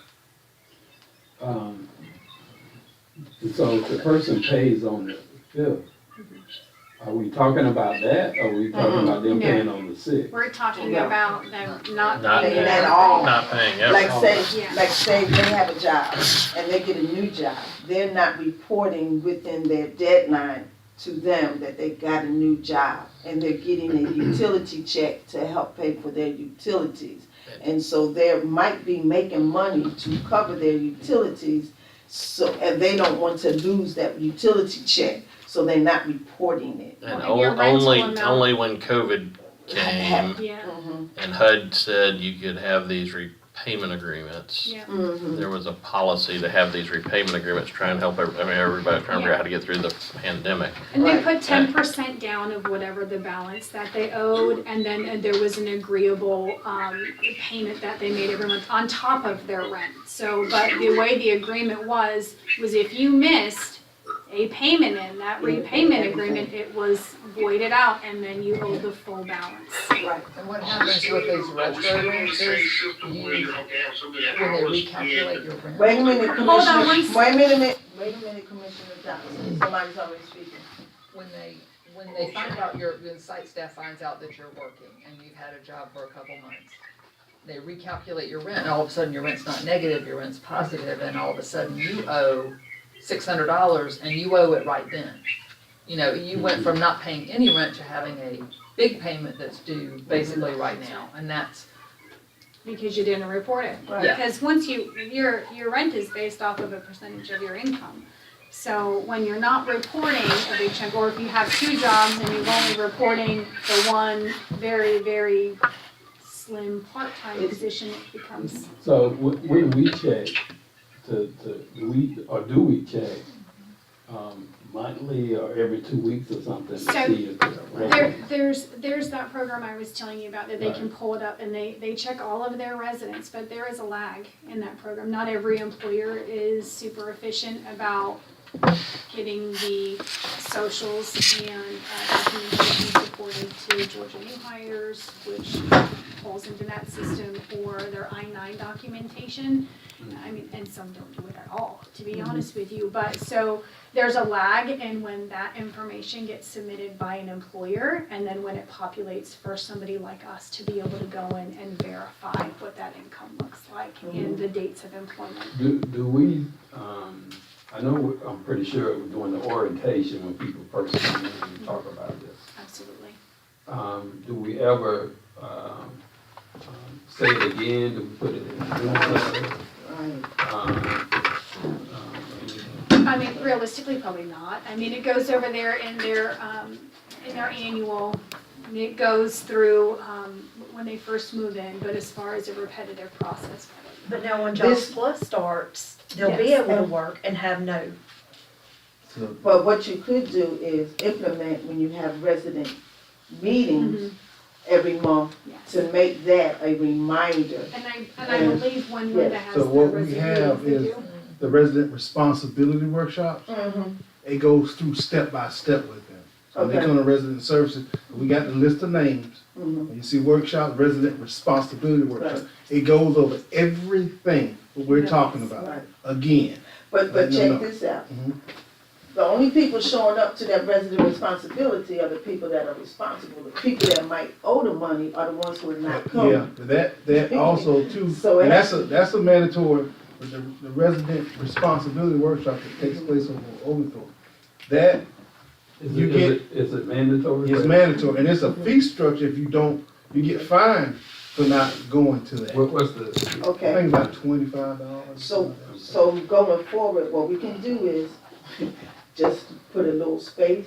All of these things are worthy for website note to reminders, newsletter reminders, and the welcome package when they come in. You know, so they can't never say they can't find it anywhere. You know what I'm Has saying? HUD, so the initial repayment agreements, HUD had some guidance, I mean, Here it is. are we allowed to have repayment You're agreements? allowed to You're have allowed them, to. and you can write your own. We just don't have them in our We lease. do not have them. And so we can kick off and use this for a template when we go to our, We need to talk about that. yeah, in So- our work session. So just so I understand, so if you have a job and you get a raise, the increase in rent wouldn't be effective for 45 days. That's correct. And so basically, if they don't report it for 45 days, that's fine. It's on that 46th day that they start to accrue. But they have to report it within 10 days of And the they have change, to that's get that for grace their Has lease, to happen. yes. Yeah, To get that 45-day grace period, you've got 10 to days. report your change in income within 10 10 days days. of that change, And that's called an interim. yes. And And so if that's you whether don't your money report goes it, up or And we down, find out, you get shafted all the way back to the beginning. that's they correct. know. I'm in favor of a repayment plan then. That's stupid. but I don't understand, so, like he said, what I don't understand is, I don't think they should go back to what their original rent was. I think they should be just retro paid back to the time that they started making that difference in It is, income. it's that, Yeah. so it's It's not all not the all the way way when they back, first moved in, Okay, it just goes back to. when right, they what they. But Yeah. it's an increase for 45 days that they wouldn't have otherwise had. That, it's just slightly bizarre to me. But I now understand It's it. kind of like the perk, if you report on time and follow the rules, is we're gonna give you a 45-day grace period. But if you don't inform them, that's what I think the logic behind it was at the time, whoever wrote it. I see the logic. I think it's very, very punitive. So and if you don't have a job and you Right. went with the, Job Plus will take care of that. Right, We pay the upkeep Right. rent, so So they, it they're makes it not attractive. for 4 years. okay, let's move along. Any So other we may, questions? Zion may already have a solution to this. Yeah, we just got to close that, lights, keep them being habitual. Yeah. That's it, we just gotta have something in writing for that. Job Plus is only here for what, 4 years? Well, Jobs Plus is Well, not every, This cycle, It's not Tenant. everybody. Right. it's not every amp. Not every has it. Mhm. Yeah, well, let's talk about that. If we wanted to allow repayment plans under the lease, how do we amend the leases? Well, we're gonna update the Just get some- application lease anyway. We Well, wanna look at for the residents who are already under a Yes, in lease, public housing. do we just provide them with notice, or do they have to re-sign? You send an official notice. Okay. And I would think it would be beneficial if property managers potentially made appointments and actually had a signature Sure. that shows that they've acknowledged, because a lot of times I didn't get it in the mail, or it wasn't in my door. So this way we can make sure, one, they get a copy, two, they understand if they have any questions, and then we have a signed document that shows that we have reviewed or exchanged that information with them. Cool. Got it. You have a question for the I comment? actually don't have a question. I was gonna say that there actually is a repayment plan in place. I'm actually on one. So they Okay. already do have it in place. Whereas you go to your site manager's office and you actually go on and you, she'll calculate it and everything, and then it'll give you a monthly amount that you pay per month. That's all. Okay, thank you. All right. Any more questions on that repayment plan? Okay, I just got a quick. next, oh, you got one? I just got a quick clarification. So was this about us entering into repayment agreements or about the current repayment agreements that people have defaulted on? Ooh, good question. So it's a catch-22. So we have some amps that are still doing it, and we have some that are not, because they're going by the lease. So I couldn't find that document that you had that was with Mr. So I'm rummaging through emails that I can find in board meetings to see where it was approved or agreed, and I couldn't find anything. So that's why I said, well, let me bring it up in the meeting, but unfortunately I had an emergency and I was out at the workshop meeting, so that's why it's on this one, so we can get clarification. Are we doing it? Are we not doing it? And if you want to, right now, if you default, you default. You now owe the balance of that money effective immediately. So, that would be something if you guys wanted to change the verbiage on that, or how that process would. And we're currently Yeah, treating yeah, them, that's no. treating the repayment agreements like they're still in effect, This lease. correct? This lease that, The lease or the repayment agreement? huh? The lease or the repayment agreement? Do you have a Some- copy of this repayment agreement that was out last November? Maybe. Well, if y'all need a copy, I will share it Okay. with everybody, my board. All right. Moving along, next up is the vacancy report and waiting list report. No, What, we you haven't skipped done the over? HUD. Yes, fine. Oh, dang, I skipped over, I'm sorry. Forgive me. HUD report update? Yeah, I talked to them today. I actually got an email from Katie, one of the, she was working on the HUD review remotely. She did not come down here. But she had a question for me, so I answered it, and I asked her, how's it going? Haven't heard from anybody in a while. And she goes, oh, okay. They're actually having a meeting tomorrow to discuss the HUD review, and she said she would get back with me after that and let me know where they stand on everything. Okay, before the end of the day or sometime soon, they'll let you know. She said after they meet. I don't know. I was just happy to hear that.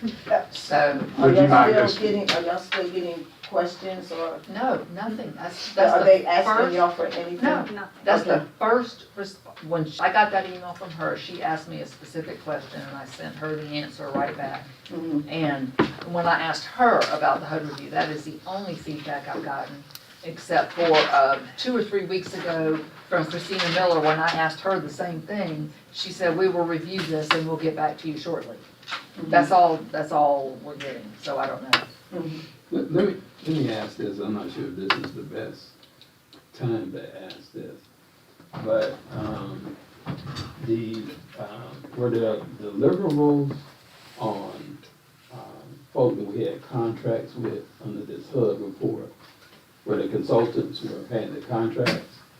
In their contract, they were supposed to perform certain things. Do we know what those were? And did we get them? Not so much if if they were paid with HUD federal dollars, because if we're replenishing it with non-federal dollars, that should take care of that, I'm thinking. But for us, if we pay somebody $10 for them to help you file some paperwork, do we know that they did that? Right. I mean, I'm sure that there are things within most of those contracts that you can see something that we got for what we paid for. But I would say overall, I'm not counting the construction ones, I don't know about those. But the other contracts, no. So we didn't get the deliverables. No, and even if, yes, we did pay from it ended up through non-federal. However, with the exception of Mr. Baker's contract, because he was hired directly by the board and it doesn't fall under the same rules or whatever, but all those other contracts, even though it was non-federal, none of the procurement policy was followed on any of those. They were just brought in, done, whatever. There were no RFPs issued for any of those people. And some were without board approval too. Yeah, we need to find out exactly, who we paid and we didn't get what we paid for. I don't know how we do that, but, we need I to have a do big that. binder and all. And then we can decide on what we're gonna do about it. Have y'all found the? That sounds like some two executive MacBooks session talk. Yeah, we have all three. We have them. We have all three. We haven't seen them. Bradley has, I think Akeem is using one of them, and I think Bradley has the other two in his office at storage, but he's got receipts, because I already emailed those to HUD. Bradley signed off on, yes, I have received all the MacBooks, whatever, and I sent that documentation to HUD. Okay. Cool. And you'll let us know when you hear from them, just shoot me a notice. Okay. Any other questions, commissioners, on this HUD report? Commissioner Dickinson?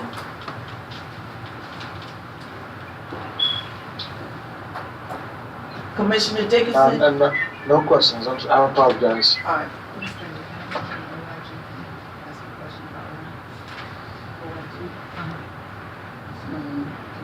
It's, I mean, it's similar, Go ahead. it's still a HUD thing. Go ahead. Because my question is, we've sent, I know the deadline for that is next week, I think. For the Right. subpoena. And we've sent a lot of stuff to Sarah Lamar. Do you know if they forwarded any of that to the? It will be forwarded in response before the deadline. Okay, I didn't know the status once it Yep. got sent. I didn't Yep. know what happened. Okay. Commissioner Dobson, you have any questions for the HUD report?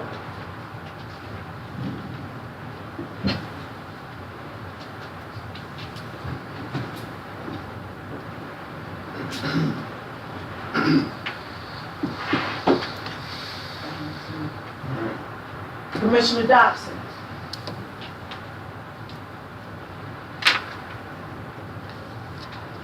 Can you hear me? No, can you hear me? Okay, I just turned it off from mute. All right, do you have any questions about the HUD I just report? have one question, which she followed up on everything I want to hear. There's just one question I want to ask you. We still have implemented the Community Service Act on the tenants when they receive the utility checks.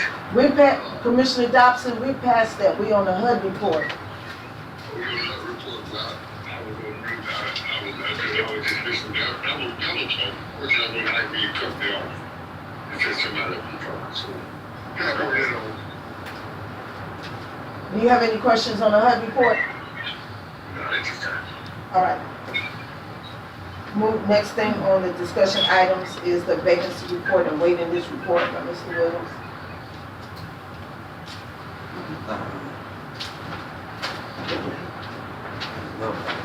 I'm having trouble, I feel like Oh, It's gotta- well, I didn't know that. If you can't stand, let us know. It's no problem. You can't stand long? You can sit down. That's all right. Currently, the housing authority has 86 vacant units. Actually, 85. It's 85. One unit got leased today. Okay. One unit got leased today. I'm gonna be up there for a second. Why don't you sit down so you don't irritate It's already, He just said he just said he didn't it's want to already sit down. giving me problems. I'm probably better off standing right now. Yeah, why don't you just pull a chair right there to the I'm corner? fine. I've been sitting over at Winston for the longest, just resting that thing on top of this stuff. I need to have the elevator right now. So we got 86 vacant units, and this waiting list report was last Thursday. I know it's out. 85 or 86? You said you 80, had, it's this report, the report that you have says 86. They okay, leased one unit today, so it's actually 85. okay. And your waiting list number is 1,180. I don't handle the waiting list. I can't even answer any questions about that. For you, the person who handles the waiting list is actually the admissions counselor, and she wasn't asked to be there. I just wanted to know what's on the waiting list, number count, that's all. 1,180. Got it.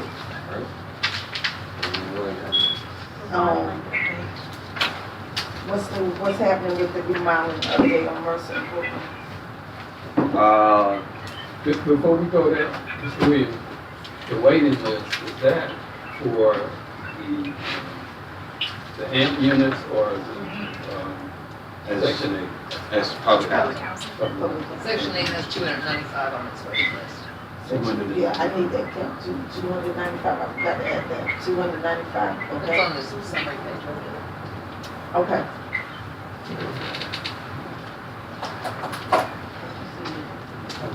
Okay, all right.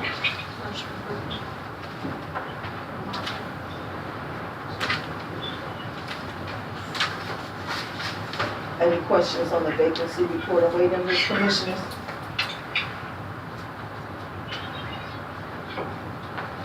No. Okay. Commissioner No question. Dickinson, do you have any questions for the vacancy or waiting list? No questions, it was already answered. All right. Commissioner Dobson? No, not right now. All right. Moving right along. Okay. Mercer, that fire rebuild, job going on over there. I gave, in the work session meeting, I gave Mr. Kent's last field report. And I wasn't here all last week, so I haven't spoken to him about anything that they have going on over there. I passed by over there and I see that they have the roofs out. And once that Mr. Musgrove, contract administrator, called me while I was out last week and told me they came into an issue, something about possibly having to remove a support beam over there, which was some of the issues we already knew you was gonna find once you started digging into that, because the estimators can only see what they see. They haven't demoed anything. They don't know the real extent of all the damage until you start deconstructing it. So that was the issue with where it's thinking they may have to do something to structural support being over there. I haven't received any correspondence to that effect as at this time. So once they assess it and figure out what's going on, Mr. Kent will let me know and I'll be happy to provide you with that report. But at the agenda meeting, I did give you his field report. So is this, back to the support beam, is it for all the units that are getting repaired or just one individual? I don't know because Okay. over there, Buddy called me, and I think it's only, if I had to guess, I would say it's only be in that unit where Scotty started. Okay, I think it's but only. until we get that correspondence, we won't know for sure. Okay. I know there's no roof over there. They do have the roof off, and the building is completely good. Okay. And I have some submittals I've received for approval, and we talked about flooring going back into there, moving forward. You know, still waiting on the change orders for that. Mr. Kent to issue me the change orders for that, so that I can, right, he actually does the analysis on those, and then we just The change order for the tub and the floor? tubs. We actually did a change order for the tubs at the contract sign. Mm-hmm. We actually did that change order at the contract sign. There was the flooring and ceramic tiling needed the entire apartments, as opposed to doing the floating floor, which I was against. So didn't you say the ceramic, okay, the ceramic floor, okay. Ceramic floor. Mm-hmm. Throughout the apartment, and the bathroom became an issue because when they pulled the toilets up, some of the flooring came up the toilets. You said that. That's all on that. Unless anybody has any questions about Mercer, I may be able to answer some questions, specific questions that you may have about it. Other than that, I'll keep providing you field reports when I get them. Any questions for that, Mercer commissioners? All right. No questions. Commissioner Dobson, can you, Can you mute, please, Mr. Dobson? I mean, you can read him from that phone. But then turn it back on. no, he won't hear. Oh, yeah, that's You won't right. know when to That's turn it right. on. That's right. All right. Brooklyn Homes. Brooklyn Homes, Mr. Bennett, I had a meeting with him this morning and a walkthrough on his first 2 test units. Our preliminary testing results came back. All the building materials came back negative for ACBM, asbestos containing building materials. Over there, all those results came back negative, so it was fine on that. And Mr. Bennett started 2 test bath remodels over there. 91 Brooklyn is about 90% finished. They have to trim out inside of the windows with their motorcycle, and it looked pretty good too. And the other one is 68. They're probably about 70% finished with that. Took them about a week, but those 2 units were for them to go in, figure out what they were going to run into, getting that started. And the plan is to move into this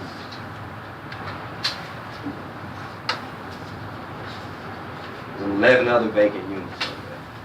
So they will move into their other vacant units to keep perfecting their movements as they go along before they start in the occupied units. So that it'll go faster when they get in there, they can get people at facilities back faster. And at the same time, they did the vacancy painting and cleaning in those 2 test units. So I should have them back Wednesday. I should have both of those back. Should have both of those back, painted and cleaned, ready for maintenance punch, and be able to lease those units back. And I'll get pictures of what the bathrooms look like finished, and provide that too. And moving by, we looking at trying to have the other 11 vacant bathrooms done in that community by the end of the month. By the end of the month? Of May, June? Oh. What month, May, June? June. Okay. What about Apartment 100? Apartment 100 Brooklyn. What about it? Just curious, I used to live in that one. What about that? It's gonna be a historical building, reunion. Okay, anybody have any questions on Brooklyn? Did you hurt your foot on the job? Oh, okay. I hurt my foot with children. Okay, all right. Dad duties. Okay. Brooklyn. That was that. Procurement. Yeah, well, Due dates procurement. pending RFPs. Updates. There was something else. With Brooklyn, something else with Brooklyn? There was something else. Yeah, I'm sorry I threw you off. I might be done. I did say they did the painting and cleaning on that unit. That same contract is working on the other terms. So to date he has those 2, 4, 8. 8. I'm hoping to have those 2 units and another 6 units back from them. Not with bathroom models, just with vacancy terms. Okay. Hopefully next week. I'm giving him 4 more keys tomorrow to do 4 units in McIntyre. So we're hoping to get those back and get them leased up, get families in them. So I'm hoping to have those back by next week, hopefully in next week. So that number will be added to the 85? No, once leased, it'll be deducted from that. Well, I'm saying though, will you count? It's in the 85. That was my ignorance, thank you. Yeah, it's in the 85. So once he turns them back over to whoever, what happens? We already have the 8 families ranked in line, whoever's next in line. What's that process like? Okay, so once they get done, they'll hand the units back over to me. Maintenance will go in, make any other repairs, doors that need to be replaced, make sure the plumbing works, make sure all the electrical receptacles and all of that is in order. We go through and do that part. And then we turn them back over to the site managers for lease up. But in that same time, when we receive it, admissions, each unit, 4 offer letters for a family that fits that size unit. We send out 4 offer letters, and then they receive the responses back from that. The first person to be qualified and get everything back is pretty much Person who's awarded that offered- unit. Yeah, they're offered that unit. They're awarded that unit. And then once we get, and usually, well, the way it used to work, that would already be done before we ever even, Do the repair. before we ever even did the repairs, that would already be done.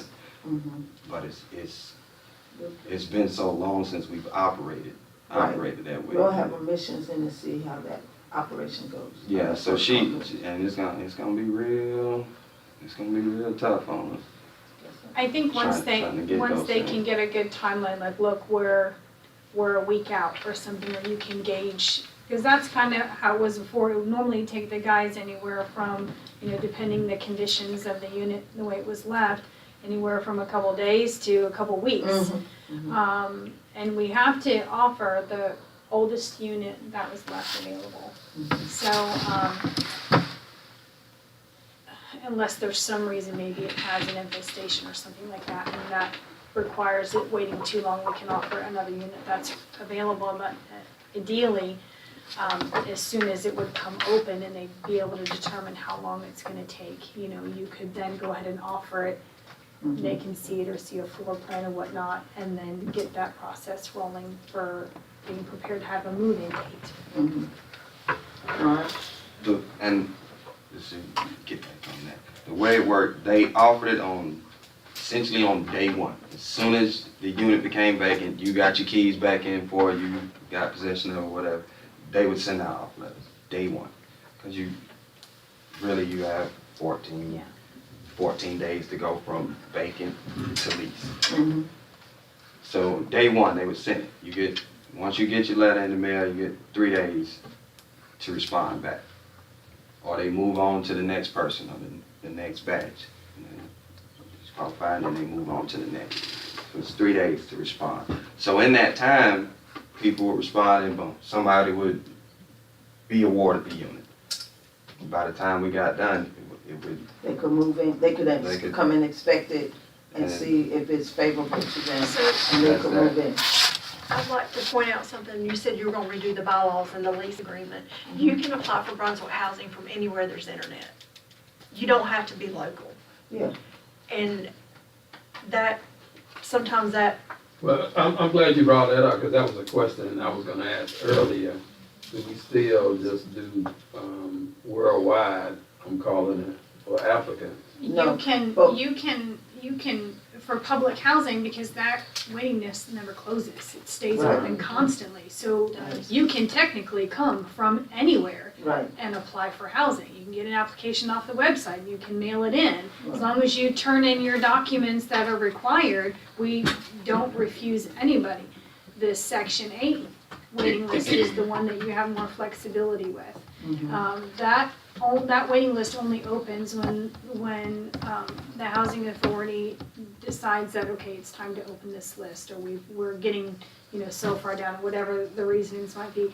But you can say, then we're only going to open it from this time to this time, and it's only gonna be in person, and we have the applications numbered or tagged so people can't go and make duplicate copies or whatnot. And then you offer them to those people who are physically here at your door, which is more of an opportunity for local folks to get that in, but that's not the So way it at no happens. point can we say that we just, give the local people extra points or something? Yeah, we have a local preference. Yeah, there's preferences. Or be selected. Yeah. But not for not for Yeah. filling out an In public housing or Section 8? In public housing. All right, All right. any more We'll deal with that questions? later. All right, moving right along. Any more questions on remodeling update on Mercer and Brooklyn Homes, commissioners? All right, moving along to procurement, due dates, pending bids, and RFPs updates.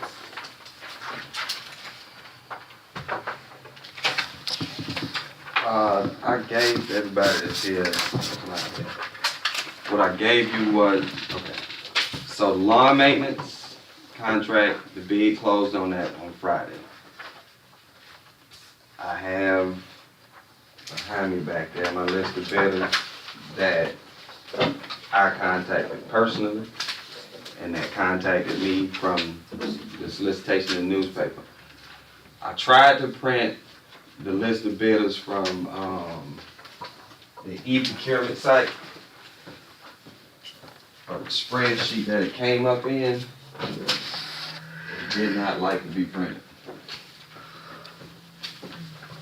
So I'm gonna have to figure out how to print that, or I'll send everybody the PDF for it. That's my list of bidders from that house for that contract, and I said all that to say this, I still only received one response. Oh, really? I had at least 10 document holders. And I still only received one response, and that was still from Jarrell. Can we send this back out? This is my second time doing it.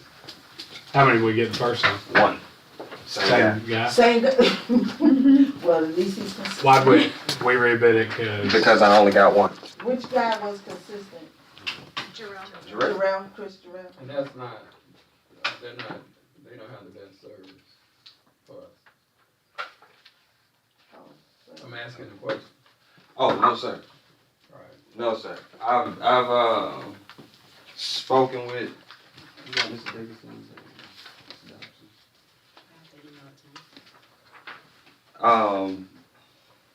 No, not at all. Do I think maybe me and Mrs. Jarrell can sit down and talk about the deliverables and how we can receive a better service? How long he's been working here? This is his, if I see, and I got all the lawn maintenance files over there. And I think this was his second, maybe third. He had it one time, he lost it to another company. The company that beat him out, I think I said they worked for him. So he wanted it back. I think he's had it for the last 6 years. I think he's had 2 contracts consecutively since he lost it.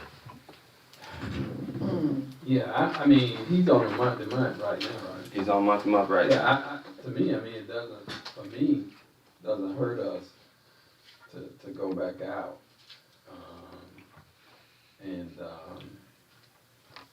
I mean, because you shouldn't have to keep having to have a sit down with this person if he's professional enough. Now, so let's maybe look at procurement a little differently as we move forward.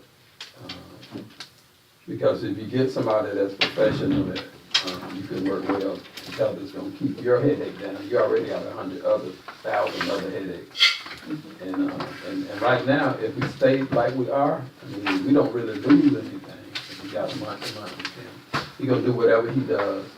I mean, you can encourage him to do a little more, but I think we should maybe send it back out. But let's talk about something. Because there's the county has several private companies that do, I think there's a private company that does because we don't have enough county workers, and we don't want enough that we got because we have to pay the pension and all that stuff. So that's why you contract, but all these parks, there's a bunch of parks, and then you got the courthouse even, I think that's a private contract. So, I mean, even if, you got a list from just the county, I'm just throwing it out, of folk that the county use, and that I believe you'll be able to get 1 or 2 other folk to bid on this. I mean, it's a nice sized contract. It is, we do have, some units. But it's not like they're moving targets there in a specific area. And so that's what I would recommend to the board. What are we paying them right now? About $12,000 a month? $12,000 a month here's the problem. Here's the problem with not putting them under contract. You see, the terms of the contract make it where you can terminate it at any time, cause. But if you don't put him under contract and you keep going month to month, he can change the price. Right. So does he want to be under contract? He wants to be under contract. Yeah, but I don't want to be have a contract with somebody who's not doing the work. Job. Well, essentially, even if you had a contract for him, because you can terminate that contract for cause at any point in time, the only thing the contract does for you is lock your price. So could we keep him on the contract and still put this out and find somebody else? I'll follow your if that's what you want to do. It's something you got to deal with, but I'm pretty confident at some point we get somebody that can do this better. So. And I mean, maybe reaching out to the county's procurement department and seeing their vendor list on that'll help. This is the second time that I've been and still only got 1 response. I don't know if it's the housing authority that they got an affliction for. I don't know what to deal with that. How do you send it out? I advertise in the paper, we advertise it on our website, and I use the e-procurement site this time. There were companies from Florida, there were companies from Augusta that all took solicitation, and none of them bid, which I was certain none of them would anyway. Well, there's one in Jacksonville that I thought might. Brightview, which is at the top of this list, Mr. Doyle, he is the only one that came to the site visit. Right. And Yeah, let's, if you feel comfortable going ahead and putting him under contract and saying we can, terminate it at any point, I'm fine with that. But let's look at other ways to get the word out. We'll still be looking for Cause somebody this is a else. nice sized contract, you gotta work it, but it's just a nice sized contract. So you said the county procurement, what's underneath the city procurement for lawn care? I mean, I don't know about that. Huh? Oh, Well, the county and the city use it, Okay. the state prison. I don't know if they still do that, cause it hadn't come before. I haven't seen it in a while. Okay. Yeah, but, Mr. Williams, what do you want to do?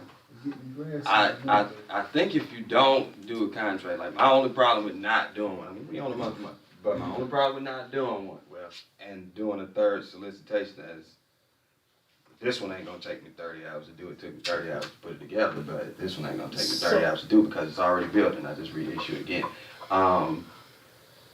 But if You said he can raise his prices. When was the last time he increased his prices? when his contract expired, When? when his contract expired, a couple months just a couple Just months a ago. couple From months ago. 10,000 And so for the month to month, he increased his price. He increased his prices to How much more? what he expected to bid. It used to be like what, It was 10 10, something. like 10,000. Increased it to 10. 12. Mr. Jackson. Yeah. Just keep in mind, this is grass season. Everybody Right. adjusting their schedule, and if he feel like he can get more money, give his guys. Right. It's grass season. But that's why I We say don't keep have a him and price set still in be stone. looking. Keep him and still be looking. But we need to put him in contract so he can't keep increasing his prices. All right, moving right along. Is it anything else? You need a motion on that? Oh no, I was just giving y'all. I haven't even I wouldn't ask for nothing on it. It was just an update on what happened there. That just came in Friday. I looked at it when I got in this morning. And I already knew what his price was gonna be. He already told me he told me what he was gonna be because he was the last one. He was the only one to bid last time. Any pending bids? Yes, and that's what I keep going on. Yeah, you have the vacancy painting and cleaning contracts that are both out right now.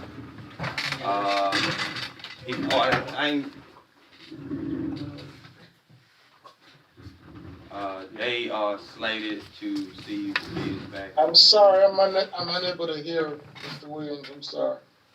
Go ahead, he on the Zoom. Yeah, I know, I'm trying to find a microphone. Just speak up a little bit, I think you should. Okay. Can you hear me now, Mr. Dixon? Yes, sir, that's better, thank you. Okay. I have two other bids that are out, which is vacancy painting and cleaning. I've generated about 6 responses for each up until this point. I had a site visit for both today. One person showed up.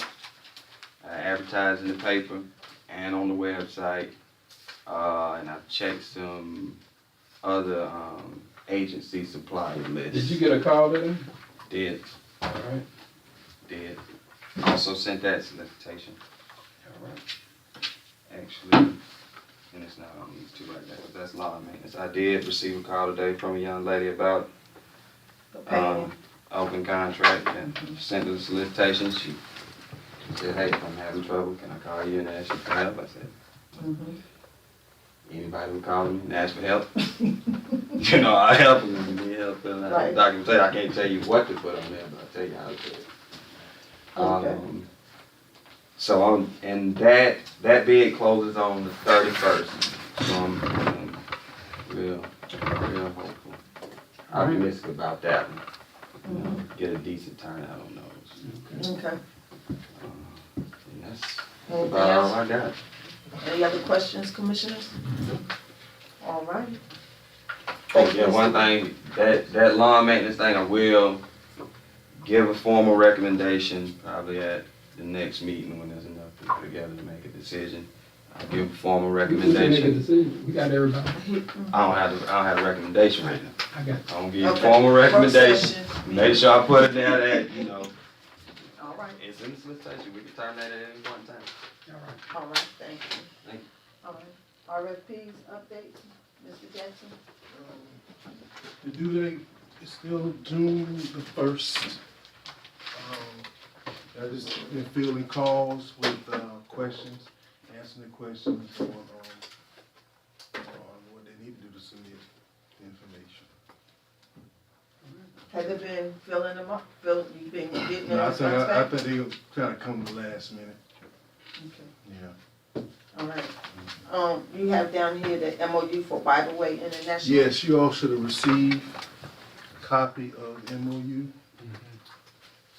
Is it in our binders here? It is. Let me see. Okay, I got it. Mhm. I wouldn't look over this till our work session. Yeah, we don't have to approve this tonight. Well, this is to get them started, because they're gonna start, right after. May Memorial 28th, Day. May 29th. Yeah, and this is just from May to June 30th. Mhm.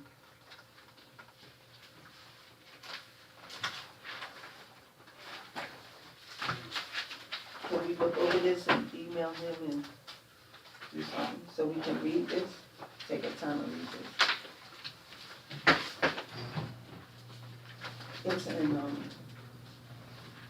It's in the discussion item. yeah, get back here, discussion.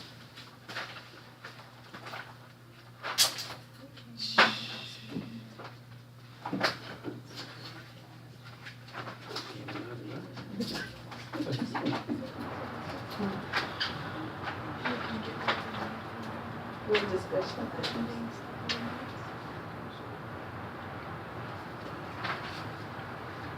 Have you read it? I've looked through it. I started on, I think, do you send us a copy on email? Emailed it to you and you suggested a couple changes and we added those revisions and sent it back out. Have we dealt with them You had to before? change, you had to changes to this Yeah. Yeah. They were on the email. Years ago. Years ago? But this money was approved last year, budget, which Right. starts them off at the beginning of this year, Okay. at the end of the budget. It's only for, what, a 5-week program? Yeah, right. I made suggestions that Staff be trained, the changes were maintain a staff to participant ratio of no greater than 1 staff for every 10 participants. To conduct background and drug screening testing on employees and volunteers, and all staff and volunteers to be current on their certification for first aid and CPR. I read that. And this was, they accepted those with, Yeah, they do that. okay. Okay. You'll read this and, yeah, I mean, I don't have a problem if those things are added unless you think there's something else in it that, I don't have a problem. did she make those changes? No, she didn't have to make changes. She already does had it in her. She doesn't. I asked But- her, she said, we just added it. Yeah, When but I was it- at the site visit, I was talking to Commissioner Booker, he asked this question, I was still right there. Okay. He just added it in there. But she, But you want those added in for all daycares or all program people? I do, but to get her going. And this would, Right. this would just be for this one, but Right. you're gonna have a bunch of them that would start July 1. based on, Say that again? other people will have something different based on their scope or what they're trying. The scope of their program, Right. but drug testing and background. No, not that. No, Yeah. I think you're talking No, about ratio. no, I just wanted, I understood you, I just wanted for the chair, Okay. Madam Chair, that's a All right. boilerplate.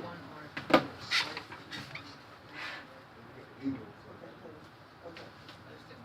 Say what now? Lee was the only one that's due, that was due. Okay. Yeah, I mean, are you all comfortable with this? Yeah. Commissioners, are y'all all comfortable with this MOU for Bible Way International? Commissioner Dickinson? Mr. Jackson, you're good with it? I'm comfortable. Commissioner Dobson? All right. Then I Do we just, have to make a motion? yeah. Entertain a motion? I'll make it. You started. Yes, I was gonna make it, but, I move that we, approve the, MOU to be adopted and that's signed by the chair, Madam Chair, Second. for Bible Way. Right. All in favor, say aye. Aye. Opposers have the same. Opposers have the same. No opposers, that motion carries. We done to the session. Yeah, oh, we didn't go over the, stats for the police, she just put this in the police report. She didn't come tonight, she just put it in here. I think she said she'll be at the work session. Right. Yeah, okay. Ms. Dyer has an RFP that she wants to mention. It'll only take 1 second. Okay. Do you need to step out for a minute? Or? Yeah, I do need to go to the bathroom.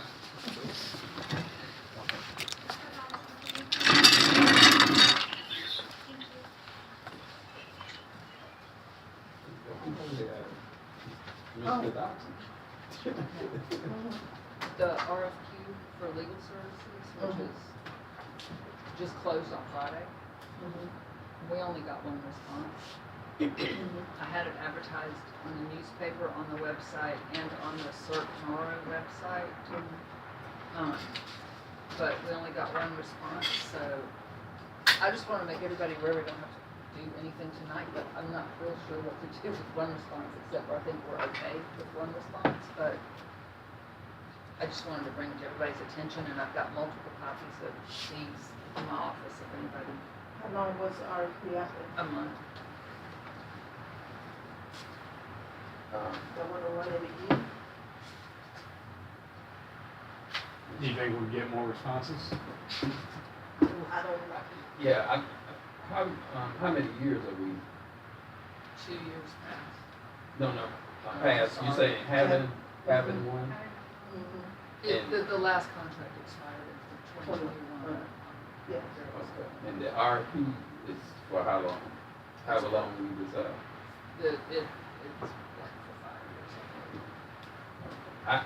I mean, I don't wanna do it for 5, I didn't realize that. But I think it's like 1 year with, yes. Oh, okay. Okay, all right then. That's, I mean, I'm good with that. I mean, I'm not asking for a vote or anything, I'm just saying that's, Well, I just want everybody to be You're all aware. here, We might only as well got, get we it got down. one Yeah, response I that don't closed mind. Friday. I think it, whatever. especially with 2 years past, having this done. And, right now, we're in the middle of so much stuff. I think we need that stability. Right.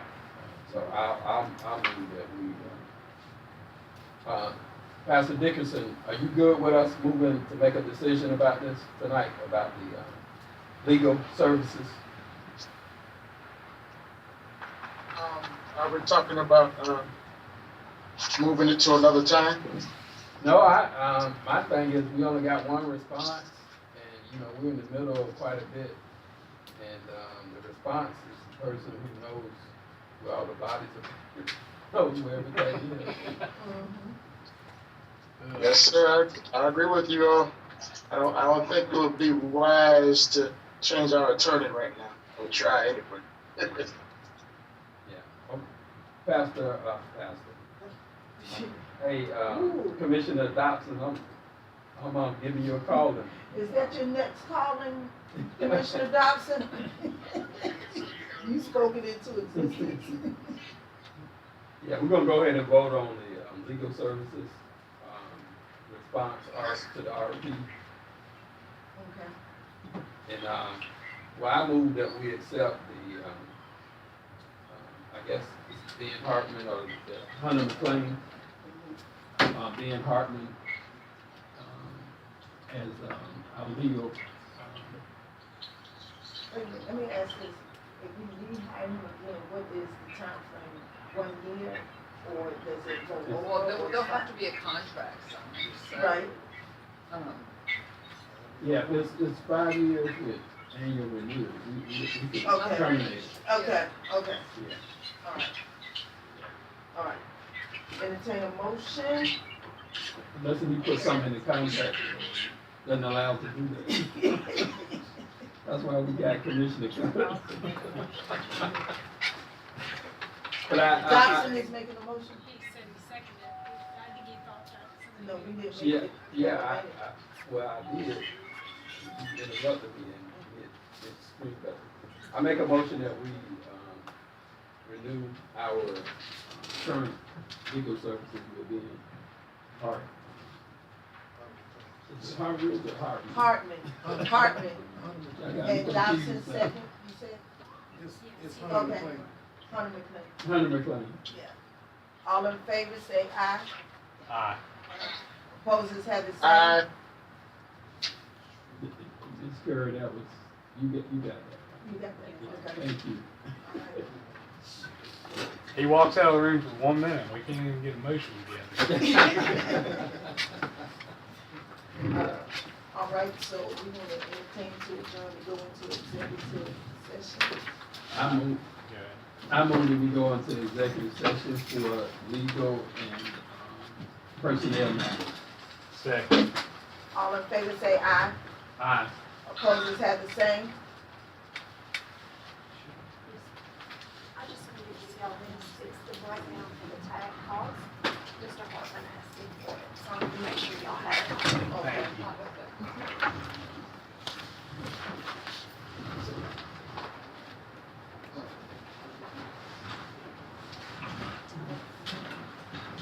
Do you all want me to phone in? Yeah, just go out and, then, we'll have Ben call you. Okay, yeah, have been called. Okay. Yeah, because I have had